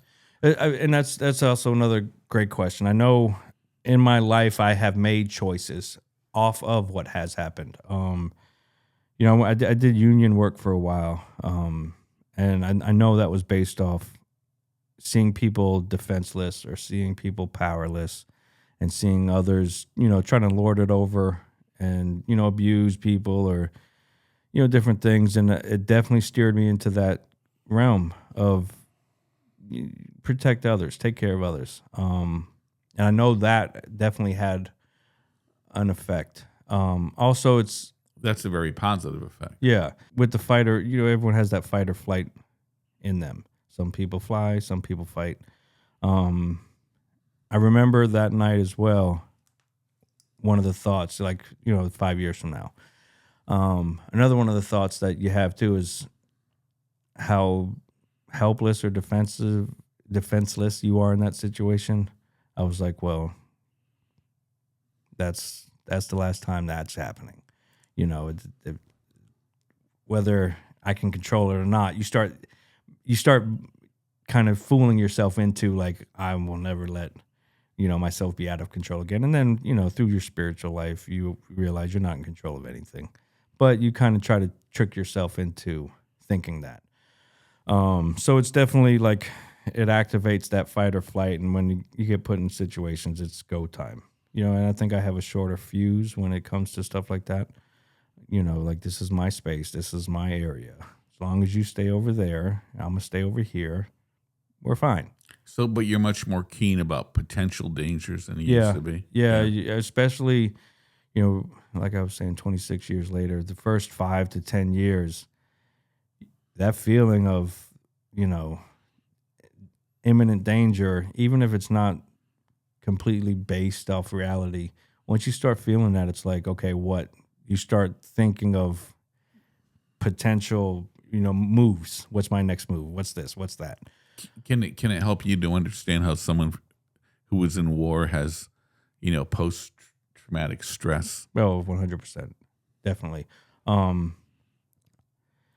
have, maybe some insensitivity to people's minor issues in life. Yeah. You know, Like, dude, I was part of a triple homicide. Yeah, it's like, give me a fucking break. Yeah, You can deal with this. your hangnail's not that vital at the moment. But I always have to remind myself, just because something's trivial to me doesn't make it anything to someone else. Jason Tatum's out for a year, dude. What are we gonna do?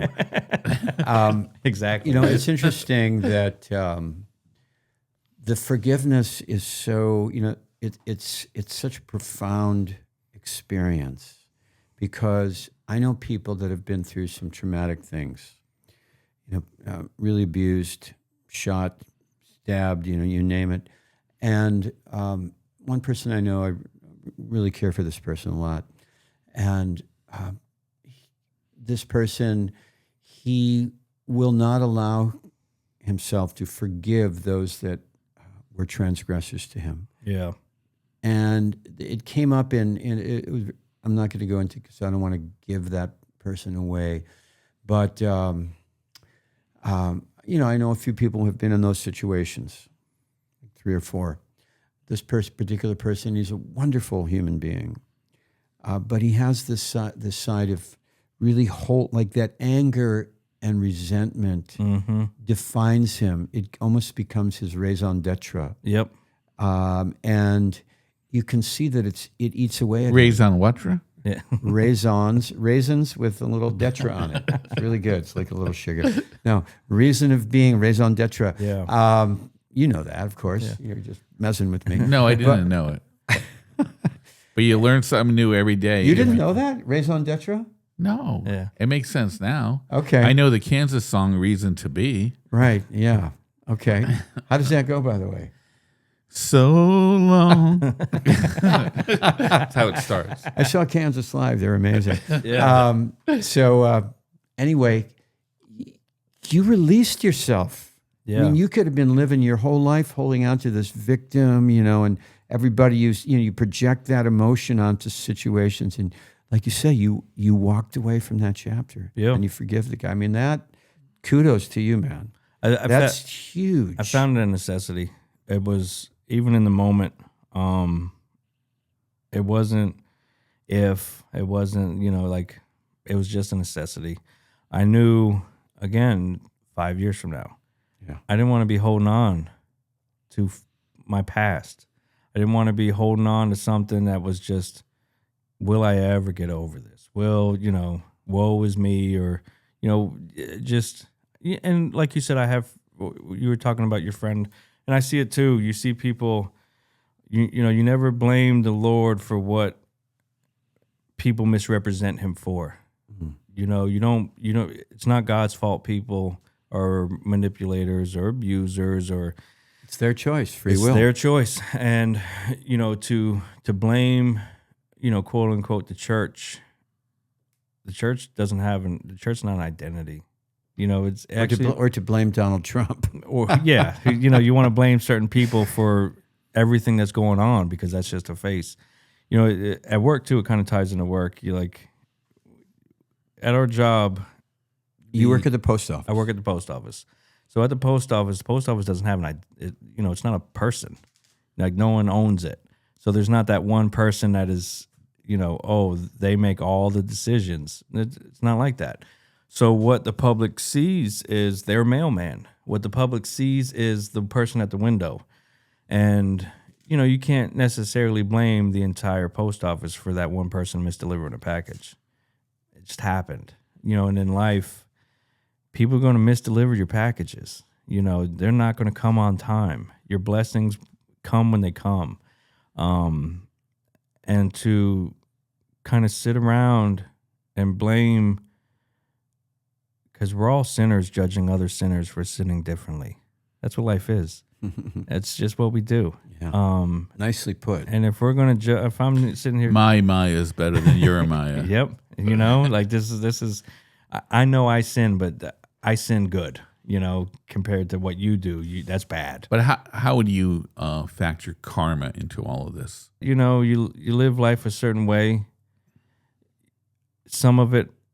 When I sat there that night, I knew this is just I just accepted it. This is just my karma. just like I accepted what was happening. I just reserved myself to, I'm going to make my peace. This is my peace with. In other words, you accepted that the decisions you made and the actions you took based on those decisions. Everything brought me there. Brought me to that point where it's kind of like everybody gets what they have coming. Yep. Which is what the law of karma is. Yep. And it's not always bad. But Krishna, could you please soften it a little? Soften the blow. As you sow, so shall you reap. Yeah. Which is essentially the law of karma. Yeah. So it just, as sooner you can accept things, I think the faster you can move on. I mean, that was part of it as well. Just accepting that this was a chapter, not my story. One thing that I've done some work with, have you ever heard of Dr. Joe Dispenza? Mm-mm. So he does this type of, you could say, transformative meditations where helping people heal from whether it's emotional trauma, physical trauma, or kind of create their life, the ideal life, through having that future reality be as real as the reality we see in front of us. Yeah. So it's like, if you pray as you believe, to the degree that you believe when you pray, it shall be given unto you. Yeah. Similar to what Lord Jesus said. So he's dealt with people with have had horrific abuse, physical, sexual, things like similar, such not the same, but as bad as situations as you've been in. And when they go through this process of transformation and healing and forgiveness, he said his realization is, and they come out like this totally transformed person by accepting the past and seeing the lessons. He said every one of them has had the same realization that however bad it was, I wouldn't change a second of it. Yeah, you can't. Because it brought me to this place. Yep. Which is this complete transformation. Maybe you could speak to that. Yes, I definitely have had that. It's like, what would you go? Because when I was sharing, I spoke on the moments. Like, here was a choice moment. We could have chose to go home, or we could have chose to stay, or we could have chose to do this, but we didn't. And we kind of alluded to it. It just pulled us to that situation. And that's life. Life pulls you to places, and when the more you try to run from something, the harder the waves start hitting you to push you back. So to look back and to think, what would I change? You change a split second in your life, and it just ripples through the rest. Especially after said incident, you have a family, I have 2 kids, I've built a life. Why would I give that up now? Mm-hmm. Just to have a 15-minute different experience, because I was still going to have to get smacked somehow. The smack was coming. So how did this experience then change your perspective on spiritual life? Did it shift you into after some time, a more diving deeper into your spiritual life? I think it's solidified. Yeah. I think that's the best way to describe it. I hate putting it this way, but it's almost like there was no need to dive any deeper because it was already there. It's there. This is it. There's no questioning. There's no, that was the spiritual path that brought me, unfortunately for me, or fortunate, just depending on, how you look at it, because I burned up a lot of karma that night.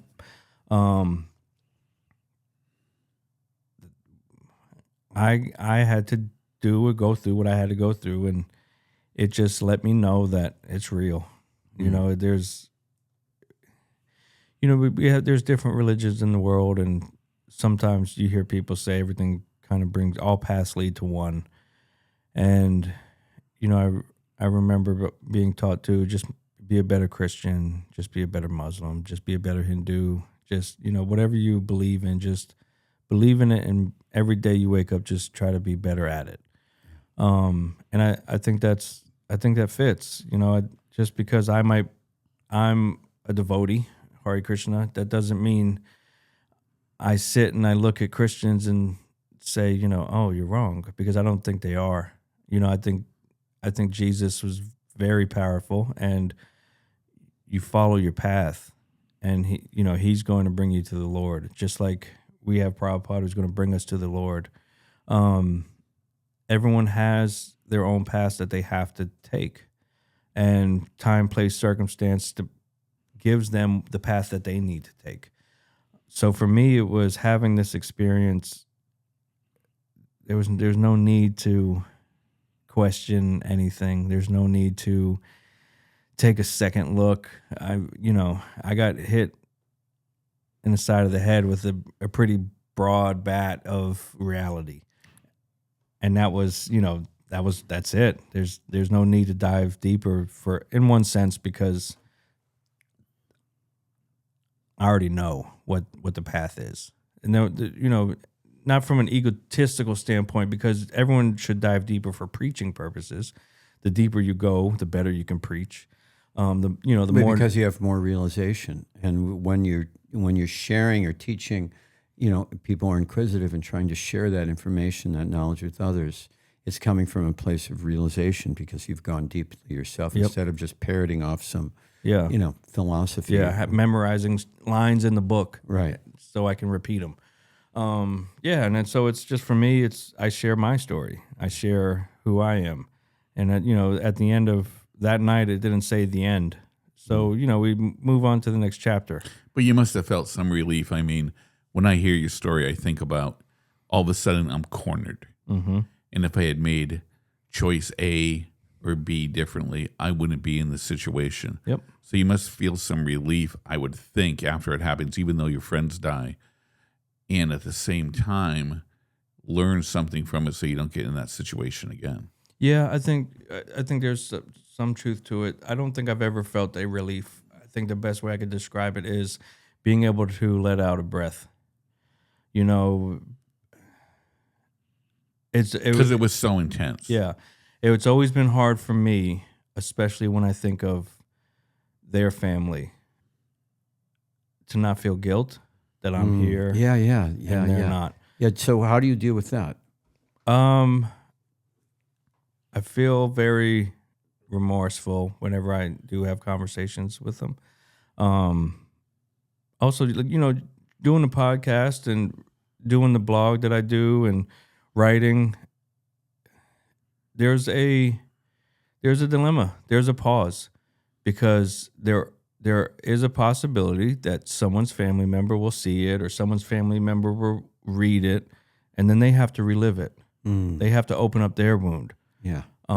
Whether they choose to just keep scrolling, or whether they choose to click and Right, but that's up to them. Mm-hmm. That's up to them how they. You're just presenting your truth. Yeah, and I think your authenticity, your reality. What helped the most was, I love Mike's sister to death. Me and her had a conversation after I posted the piece, the article, the blog piece.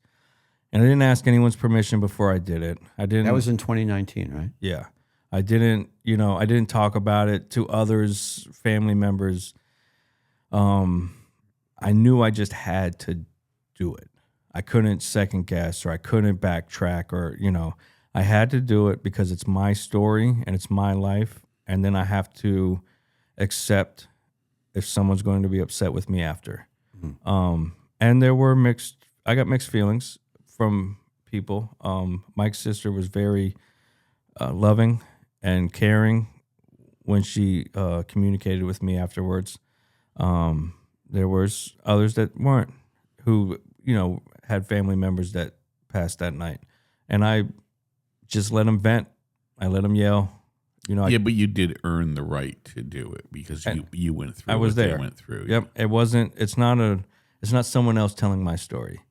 Right. It was my story to tell.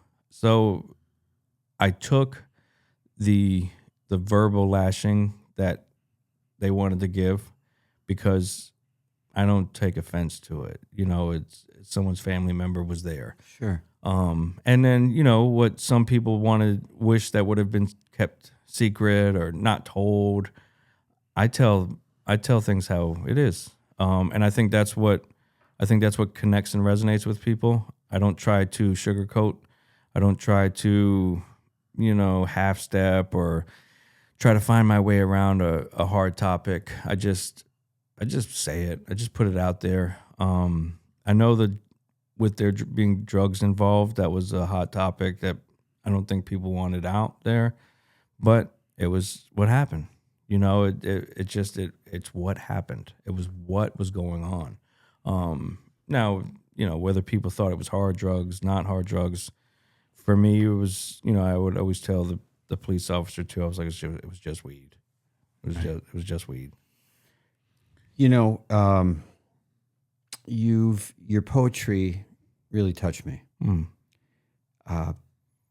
Few of the poems. I mean, there was this one poem. What was the poem you wrote about this abusive woman, this relationship you had? It was like this brutal, like beautiful poetic brutalism in your presentation of like dissecting her mentality. Yeah. Wow. That's not your current wife, is it? No. I wouldn't think so. No, it was a previous relationship. Yeah. And that was like, whoa, man, you just kind of nailed it, you know, in terms of the psychology. You must have been really, that was a torched relationship. yeah, that bridge got torched. Seriously. Yeah. Now, this poem, The Gardener in My Winter, really to me speaks about the inner transformation that you had. Would you be willing to read that poem? Yeah. It's a gorgeous poem. Yeah. And if there's so much in it, I would love if you could read it. Yeah, perfect. It was titled The Gardener in My Winter. You wrote this in August, right? Yeah, August of this 25 that just passed.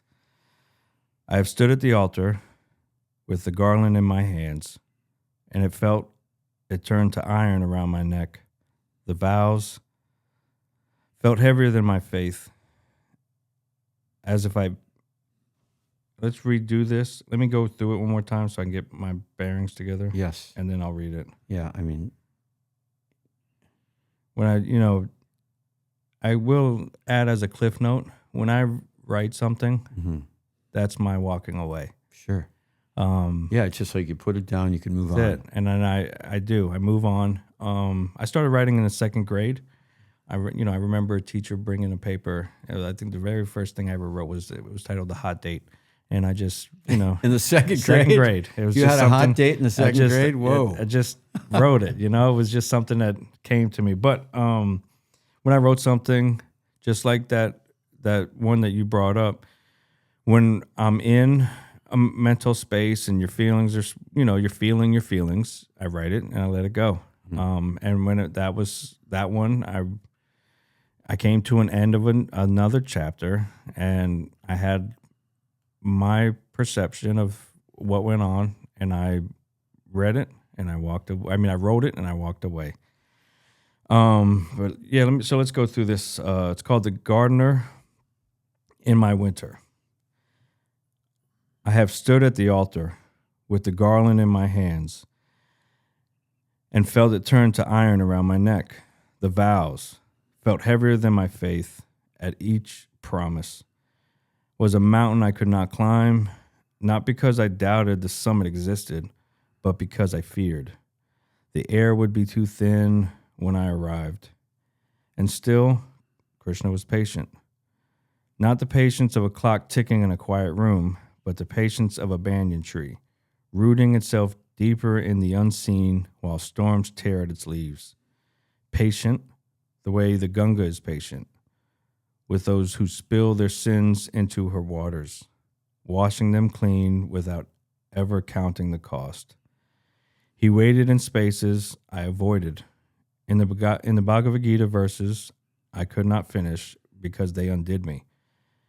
In the Murtis, whose eyes followed me even when I turned away.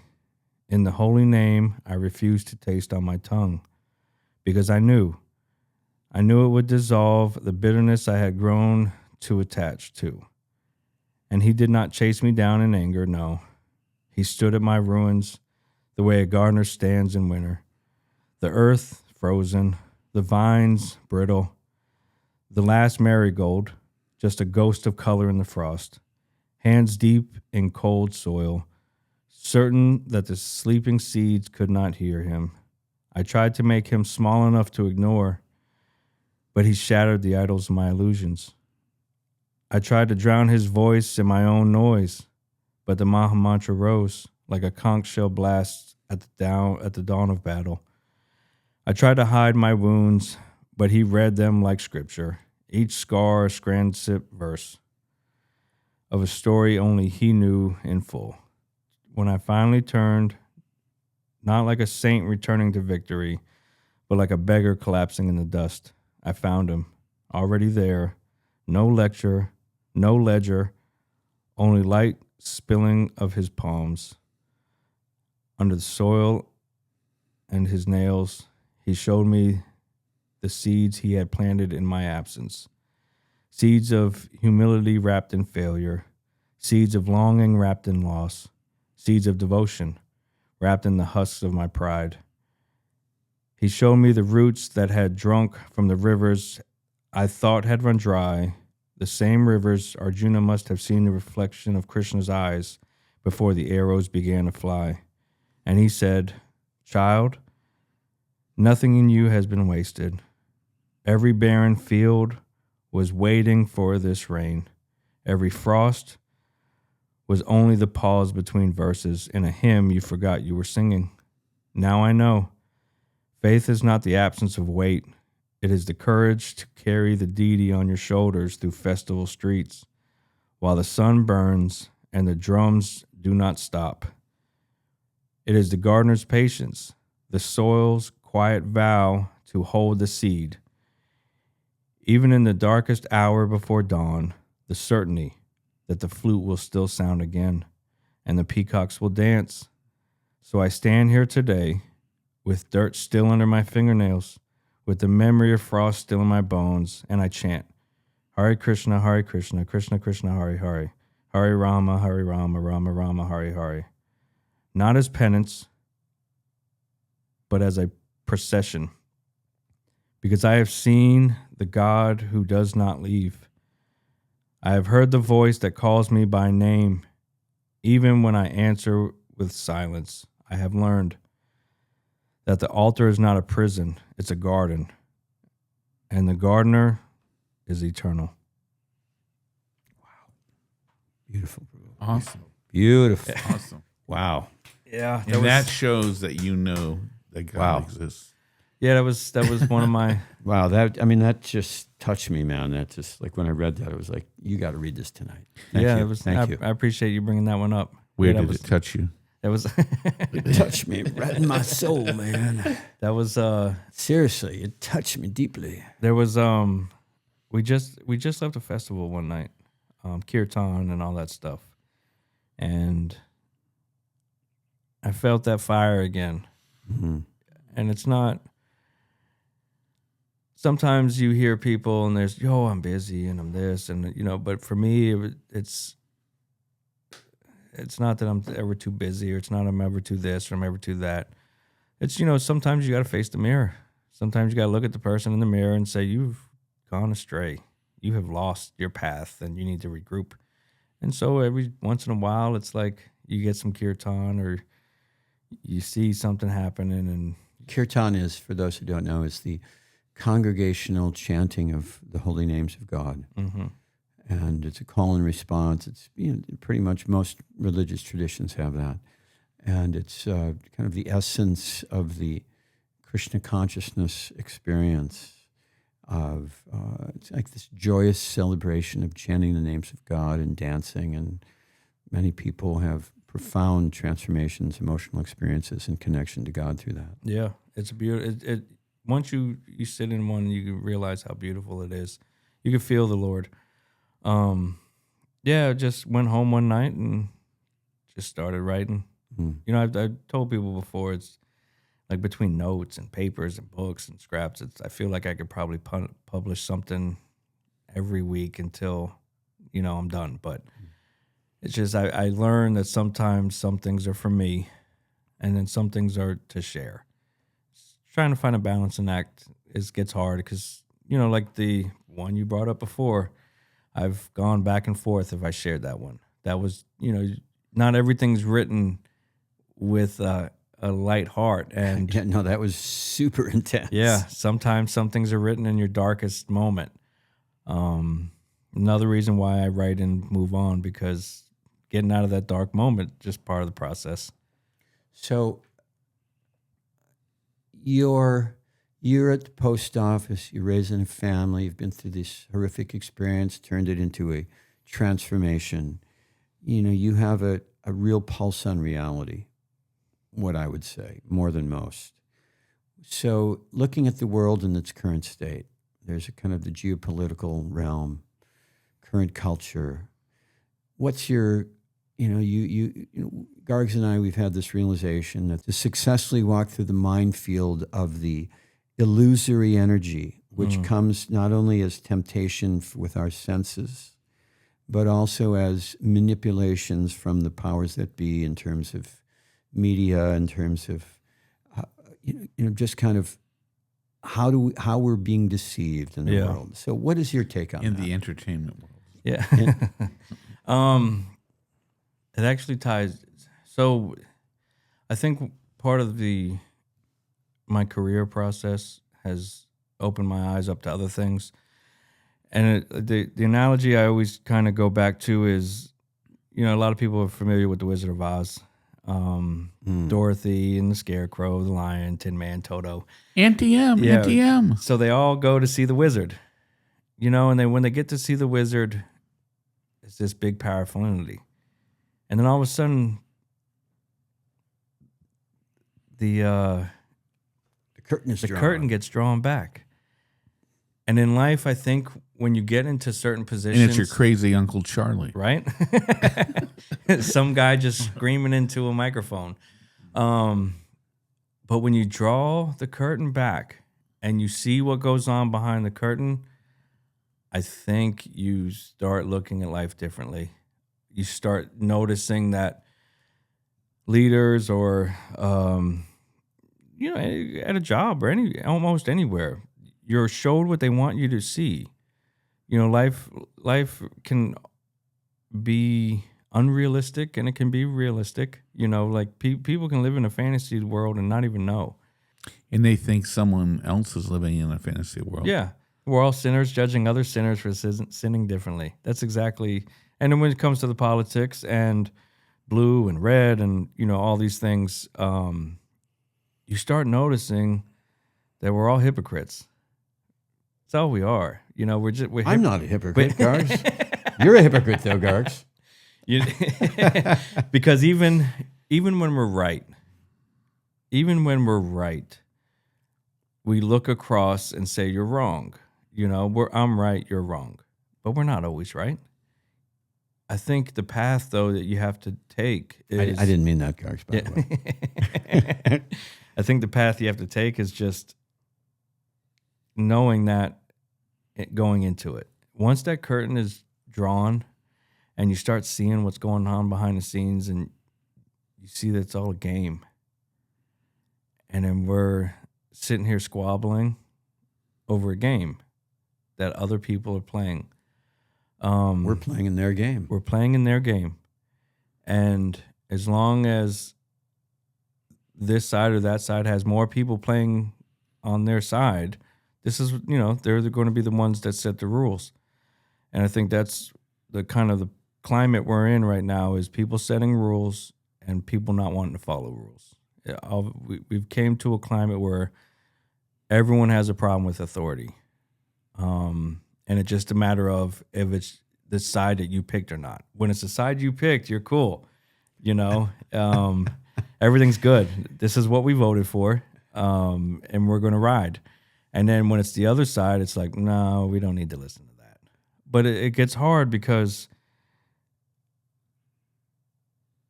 if a drug addict came up to you and said, drugs are bad, he's a drug addict, but he's telling you the truth. Drugs are bad. So sometimes we sit, we have a president now that some people, anything he says, that's a lie. Everything he says, that's a lie. Nothing he does is for good.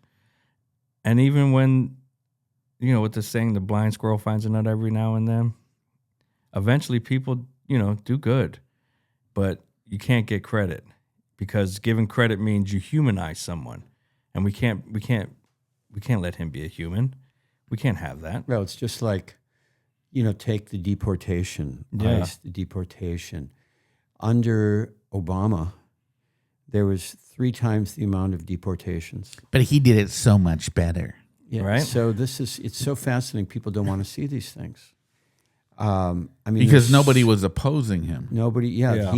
he was the People weren't like worked up into, attacking people. right. He was the poster child for, we finally have a man of color and he can do no wrong, even though, Even under though he him- did keep the kids in those little Yeah, cages. he was the one that built the cages. There was, the amount of drone strikes against civilians in Middle Eastern countries. Over was, 26,000. died under his, order. And the ICE deportations were 3 times as much under him. But people can't see that because they're the cognitive dissonance, because the manipulation of the media is So strong. so strong. And it's just like, as spiritualists, if we listen to what our I grew up with people that were not religious, although they had a religious affiliation, but anyone who came to the path as we did, not born into it, we had to reject all that from society. We had to reject that authority and find our own way to the truth.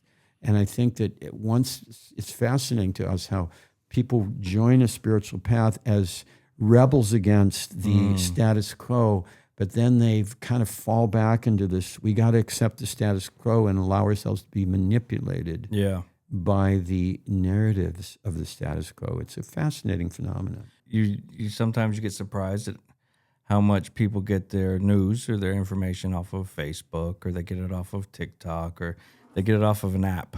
And it used to be, we lived in a world where when you got it off of that, you were called crazy. But now we live in a world where if you turn the news on and you just blindly follow what they would say, you can see one news channel contradicts another news channel, contradicts another news channel. And depending on what you want to hear is what news channel you'll turn on. But is there a truth beyond all that? I think that's a fascinating question, because Is there like, and I would say that based on what is Dharma? Is this Dharma means the path of righteousness and religiosity, ethical, moral codes that ultimately lead one to the path of God consciousness. I was watching a podcast the other day, and they brought up the Nigeria, how America went into Nigeria. And it was a Christian-based podcast, and one of the pastors said God put Trump in as president. That was it. No one gets something without. We all have that same belief. God can control everything. God Not a puts blade people- of glass moves without the sanction of the Supreme Lord. Yep. And he was talking about the atrocities happened to Christians in Nigeria. All over the world, really. Yeah, all over the world. But in this More horrific things in Nigeria. Especially the way they ripped them off. Yeah, and Phone calls. He brought it up, and he said that was God's work. Christians were being killed, and Christians were being massacred and slaughtered. And God put the chips in place so there could be some relief. And then just like in other countries, we have the Venezuela right now. They were needing relief. Now, I know as we say these things, someone out there is going to be quoting me saying, "Oh, he said God sent Trump," and and that's you said that the Creston pastor said that, right. But that and that just kind of brings up to the point of we started circling to of people are going to take any quote, people are going to say anything you want to say, and they're going to take it in the context that they want to take it.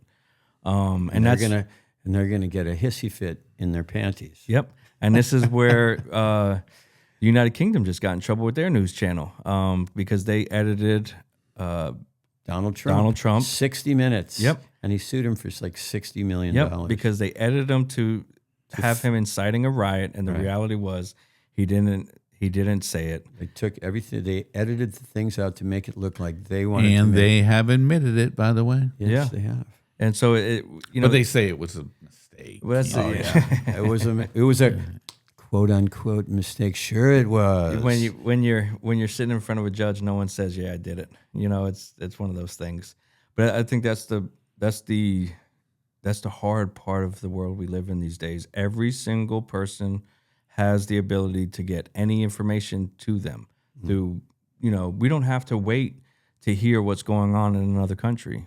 You know, I'll just turn on social media, and then someone's going to be uploading a video. Someone's going to be giving context. So we don't have to rely on, you know, so to speak, the news. But we have to rely on our intelligence because they're always people are always twisting it according to their own pre-bias. Yes. And or according to their own beliefs. Yes. And personally, I have to rely on Garg's intelligence because he's got his finger on the pulse. What I think is that every single thing you hear, like let's take, for example, Renee Nicole Good, okay, that whole situation. You hear so many little factoids from, I won't even say both sides because there's all kinds of different points of view. There are two main sides, but there's all kinds of points of view. You can't assume that any little factoid is right. You have to go and research each and every single point and verify it for yourself, and not verify it very easily just because you hear it from a few sources or something. You have to really dig in deeply and then put the whole thing together without any other motivation than wanting to know the truth. Yeah, and I think that's where we lose. I think that's where we've lost it as society. I think we stopped seeking the truth. I really do. And lacking the discernment to call out untruth when it's in front of, just like I just heard Tim Walz on television decrying the unconstitutional actions of ICE. No, they're constitutional. It's federal law. They're deporting illegals. That if a person's in this country without going through the process, they're illegal. And the people that they were going after were gangbangers and sexual predators. Yeah. And then he goes, and the unconstitutional ICE officers are going door to door looking for people of color. I mean, what? That's what he said. They're going. So they're in the intentional language to incite the sentiments of people that are like, oh, it's racist. No, they're going door to door. They're not going door to door. They're going to designated places, taking people that have come into this country, the 75% of them which have long criminal records, including pedophilia, rape, murder, aggravated assault. You know, he's desperate to save his hide. He'll say anything. Well, he has tremendous connections to Communist China also. There's also an agenda. Right, the agenda. To start a civil war. Right. Yeah, I think that's an agenda. That's where, again, seeking the truth. What is behind the curtain? Right. What is behind the curtain? What is behind the curtain? And that's really why we're doing this. We're like, what is behind the curtain? Yeah. They used to say the old saying, follow the money. Right. That's what, if you wanted to find the truth, the old saying used to be, well, you follow the money. And then it's in my kind of humble opinion, it's what's behind the curtain. Right. Who's behind the curtain and what's behind the curtain, and why is this being shared to us? And who's on first? Who's on? I don't know. We sit and getting back to the trigger words too. You're not going to get a news clip without them. Yeah. You're not going to be in the news without a trigger word. It's just like when we surrendered our life to a monastic way, to the path of devotion to God. We did? You did. I saw pictures of you as a celibate monk. How do you know I wasn't a triple agent? And a devotee. Yeah, I meant the doty. A devotee and a doty. A devotee and a doty. And, one time... acting all hoity-toity. One time some from some university, some students, they were acting students, they came and they wanted to know how to put a dhoti on. Dhoti is the cloth that Hindus, that Krishnas wear, but for time immemorial, people have been dressing like that. If you go to India, it's more common. Yeah, it's very. I was common. like 19 or 20 years old, and I didn't know anything about people's sexual orientation or anything. Couldn't tell if somebody was gay or not. I had no idea. So these three gay guys, I didn't know it. and I was had my copings on, so I took the dhoti off and showed how to put it on. Oh, you showed them how to put it on? I showed them how to put it on. Yeah, I had no idea. You were very, very naive. Yeah, I remember the first time when my dad had to teach me to wear one. He told I asked, I was like, why do I need to learn how to do this? Like you're a kid, you learn and you're a kid. This is, especially you growing up in America, it's different. And, he kind of made a joke. And he said, well, if you're ever naked in the woods, you just grab a bed sheet and you'll know how to put on clothes. And then as a kid. That's pretty funny. Yeah, as a kid, it was like, okay, and it just, we took the little antidote and it learned how to tie a dhoti, and that's where we're at right now. That's your Hare Krishna Boy Scouts right there. Yep, that was it. That was the Boy Scout moment. Learn how to tie a dhoti. Prabhupada back in the 60s when he came, people would call the Hare Krishnas crazy. And Prabhupada wrote this pamphlet called Who is Crazy? Remember that? Yeah. And anyone who is not following the path of God consciousness, help to understand that my real identity is I am not this body. Mm-hmm. I'm not black. I'm not white. I'm not young. I'm not old. I'm not rich. I'm not poor. I'm not, American, Indian, Hindu, Christian, Muslim. I'm an eternal. There's the eternal religion. I'm an eternal, indestructible particle of spirit, part of the Supreme Spirit of God, meant to serve God. Anyone who is not acting on that understanding, that is crazy. Yeah. Prabhupada put everything into perspective. It's the mental state that we live in now. If you're not a part of the majority of the crowd, you're the crazy. Yeah. And then they're trying to destroy the principle of common sense. Yep. And truth. Oh yeah. Just like you had the Supreme Court thing. They were talking about the Supreme Court case, and they were asking, can a man have a baby? It's just happened like yesterday. Oh, yeah, the sound, Josh I saw Hawley. the soundbite on it. Yeah. Can a man have a baby? And the woman's like, well, you're trying to make it political. He said, no, just a simple question. Can a man have a baby? She's like, well, I'm feeling very uncomfortable. No, it's just, can a man have a baby? You can't even have the conversation anymore. It's like the distortion of reality has gone so far. Yeah. That it's like, whoa, we've gone something even a 5-year-old kid could could answer. Yeah, we've gone so far off the reservation, and they're trying to normalize that. And as discerning spiritualists, we have to put our foot down and go, sorry, man. There is an absolute reality. And if you're not on that track, you're crazy. Yeah. You're a moron. You don't belong, yeah. Yeah. You don't belong, and you should be burned at the stake. That's kind of where, especially... I wouldn't say burned at the stake, but their mentality should be burned at the stake. I mean, if you visited my Facebook every once in a while, there's some people who believe... Of course. That, I mean, the incitements, all kinds of names. The incitements towards violence now are off the charts. Oh, and it's just denial. And I report them on Facebook. Yeah. And you know what they do? Nothing. They say cops should be shot. Yeah. They incite violence. I report them, and they do nothing. They say, we're sorry. They have not breached any, I mean, free speech is a crazy thing. So how do we bring it? How do we bring society? That's inciting violence is the one thing you're supposed to censor. It's insane. It's insane. And that's how far we've come due to the agenda which is pushing people in that direction. Create enmity from within. Pit people of different groups against each other, then you can control people. Mm-hmm. Fear and enmity, and have them fight amongst you. Instead of talk amongst yourselves, fight amongst you, and then we can control it. That was a tactic and we bring used. down the civilization in the structure as we know. That was a tactic we used against management in the union. Yeah, it was bread and butter. Have them fighting with each other, and then find one that management has singled out and make them your best friend. So, Dava, let's close on this. How do you see bringing back... You call him Dava, I call him Dasa. Dasa Dava.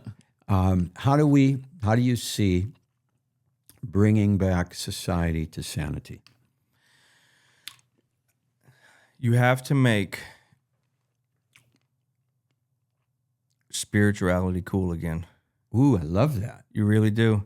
You have to make have a Swami smoking a cigarette or something. I mean, I won't have the answer to how it should gotta be be done. a camel. You're right. Yeah, camel. I won't have the answer of how we get there. It's more advanced. But no, I love that. I think you have to make spirituality, you have to make loving God, you have to be able to have that be cool again. It can't be the taboo. I agree. It can't be something that, Let's like see what how dare Guys, you what love is the God? magic? What does the magic 8 ball say about? I can't read that thing. It never pops Hold up. on, hold on.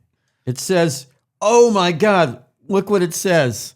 It says yes. Yes, It says yes. yes. That's the answer. They were a good band Because too. as soon as somebody hears God, they think, "Oh, here's a fanatic. Yeah, here we go again. This jerk Automatically get him out of tunes here." you out. And then you self-censor. You don't want to say God, give the God word. You know. Yeah, I mean, you want to try yeah, to anywhere look at that. but the word. Yes, Yes. that was like a It was clear. prophetic, It was clear. strong. It showed yes. you that the propaganda has been successful.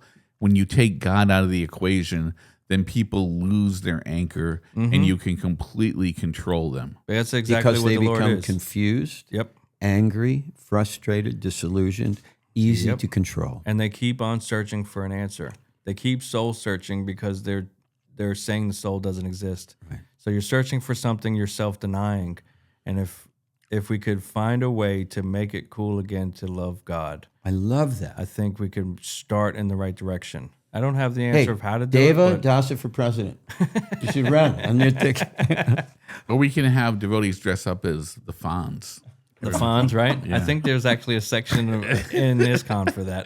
Drive around on motorcycles. Turn on jukeboxes by hitting them. Bring it to the people. Help people have an actual experience, a connection through knowledge, through compassion, through love, Yep. and through being an example. Yep. It became. Go ahead. I think where we are in a society is we're insecure to say that we love the Lord. We are insecure and self-conscious of what others think, that I can't have someone else thinking that I love God, because then they're going to look at me a certain way. George Harrison wasn't though. Right? He said, "The Lord loves the one who loves the Lord." Yep. And the law says if you don't give, then you don't get love. It's amazing how you can really see the Lord in anything, and then we just keep denying it in music, in work. It is amazing that we've stripped, because there's a lot that goes hand in hand with loving God, compassion and empathy and connectivity, community, and all of a sudden all that stuff, wholesomeness. It's not cool. It's not cool to be wholesome anymore. That's because they equate God with, "And I say unto you, wretched woman." We've had a, but I think also this is, when they say Prabhupada came, there was an explosion. I think we're primed for another explosion. Oh, yeah. Because we're living in a society that's so tense, that needs something. And you can give society what you need by making it cool to love God. Yeah, and Prabhupada was not sectarian. He said, because people would say, what if you're a Muslim? What if you're a Christian? Prabhupada said, don't change your religion. Yeah. I've just come to help people become better lovers of God. Yep. And as Krishna says in Bhagavad Gita, Lord Krishna states, for one who sees me in everything and everything in me, I am never lost to such a person, and that person is never lost to me. And Krishna's declaring, you just try to cultivate this understanding how I'm appearing in every situation. Everywhere. And know that I'm your best friend. I've got your back. And that's...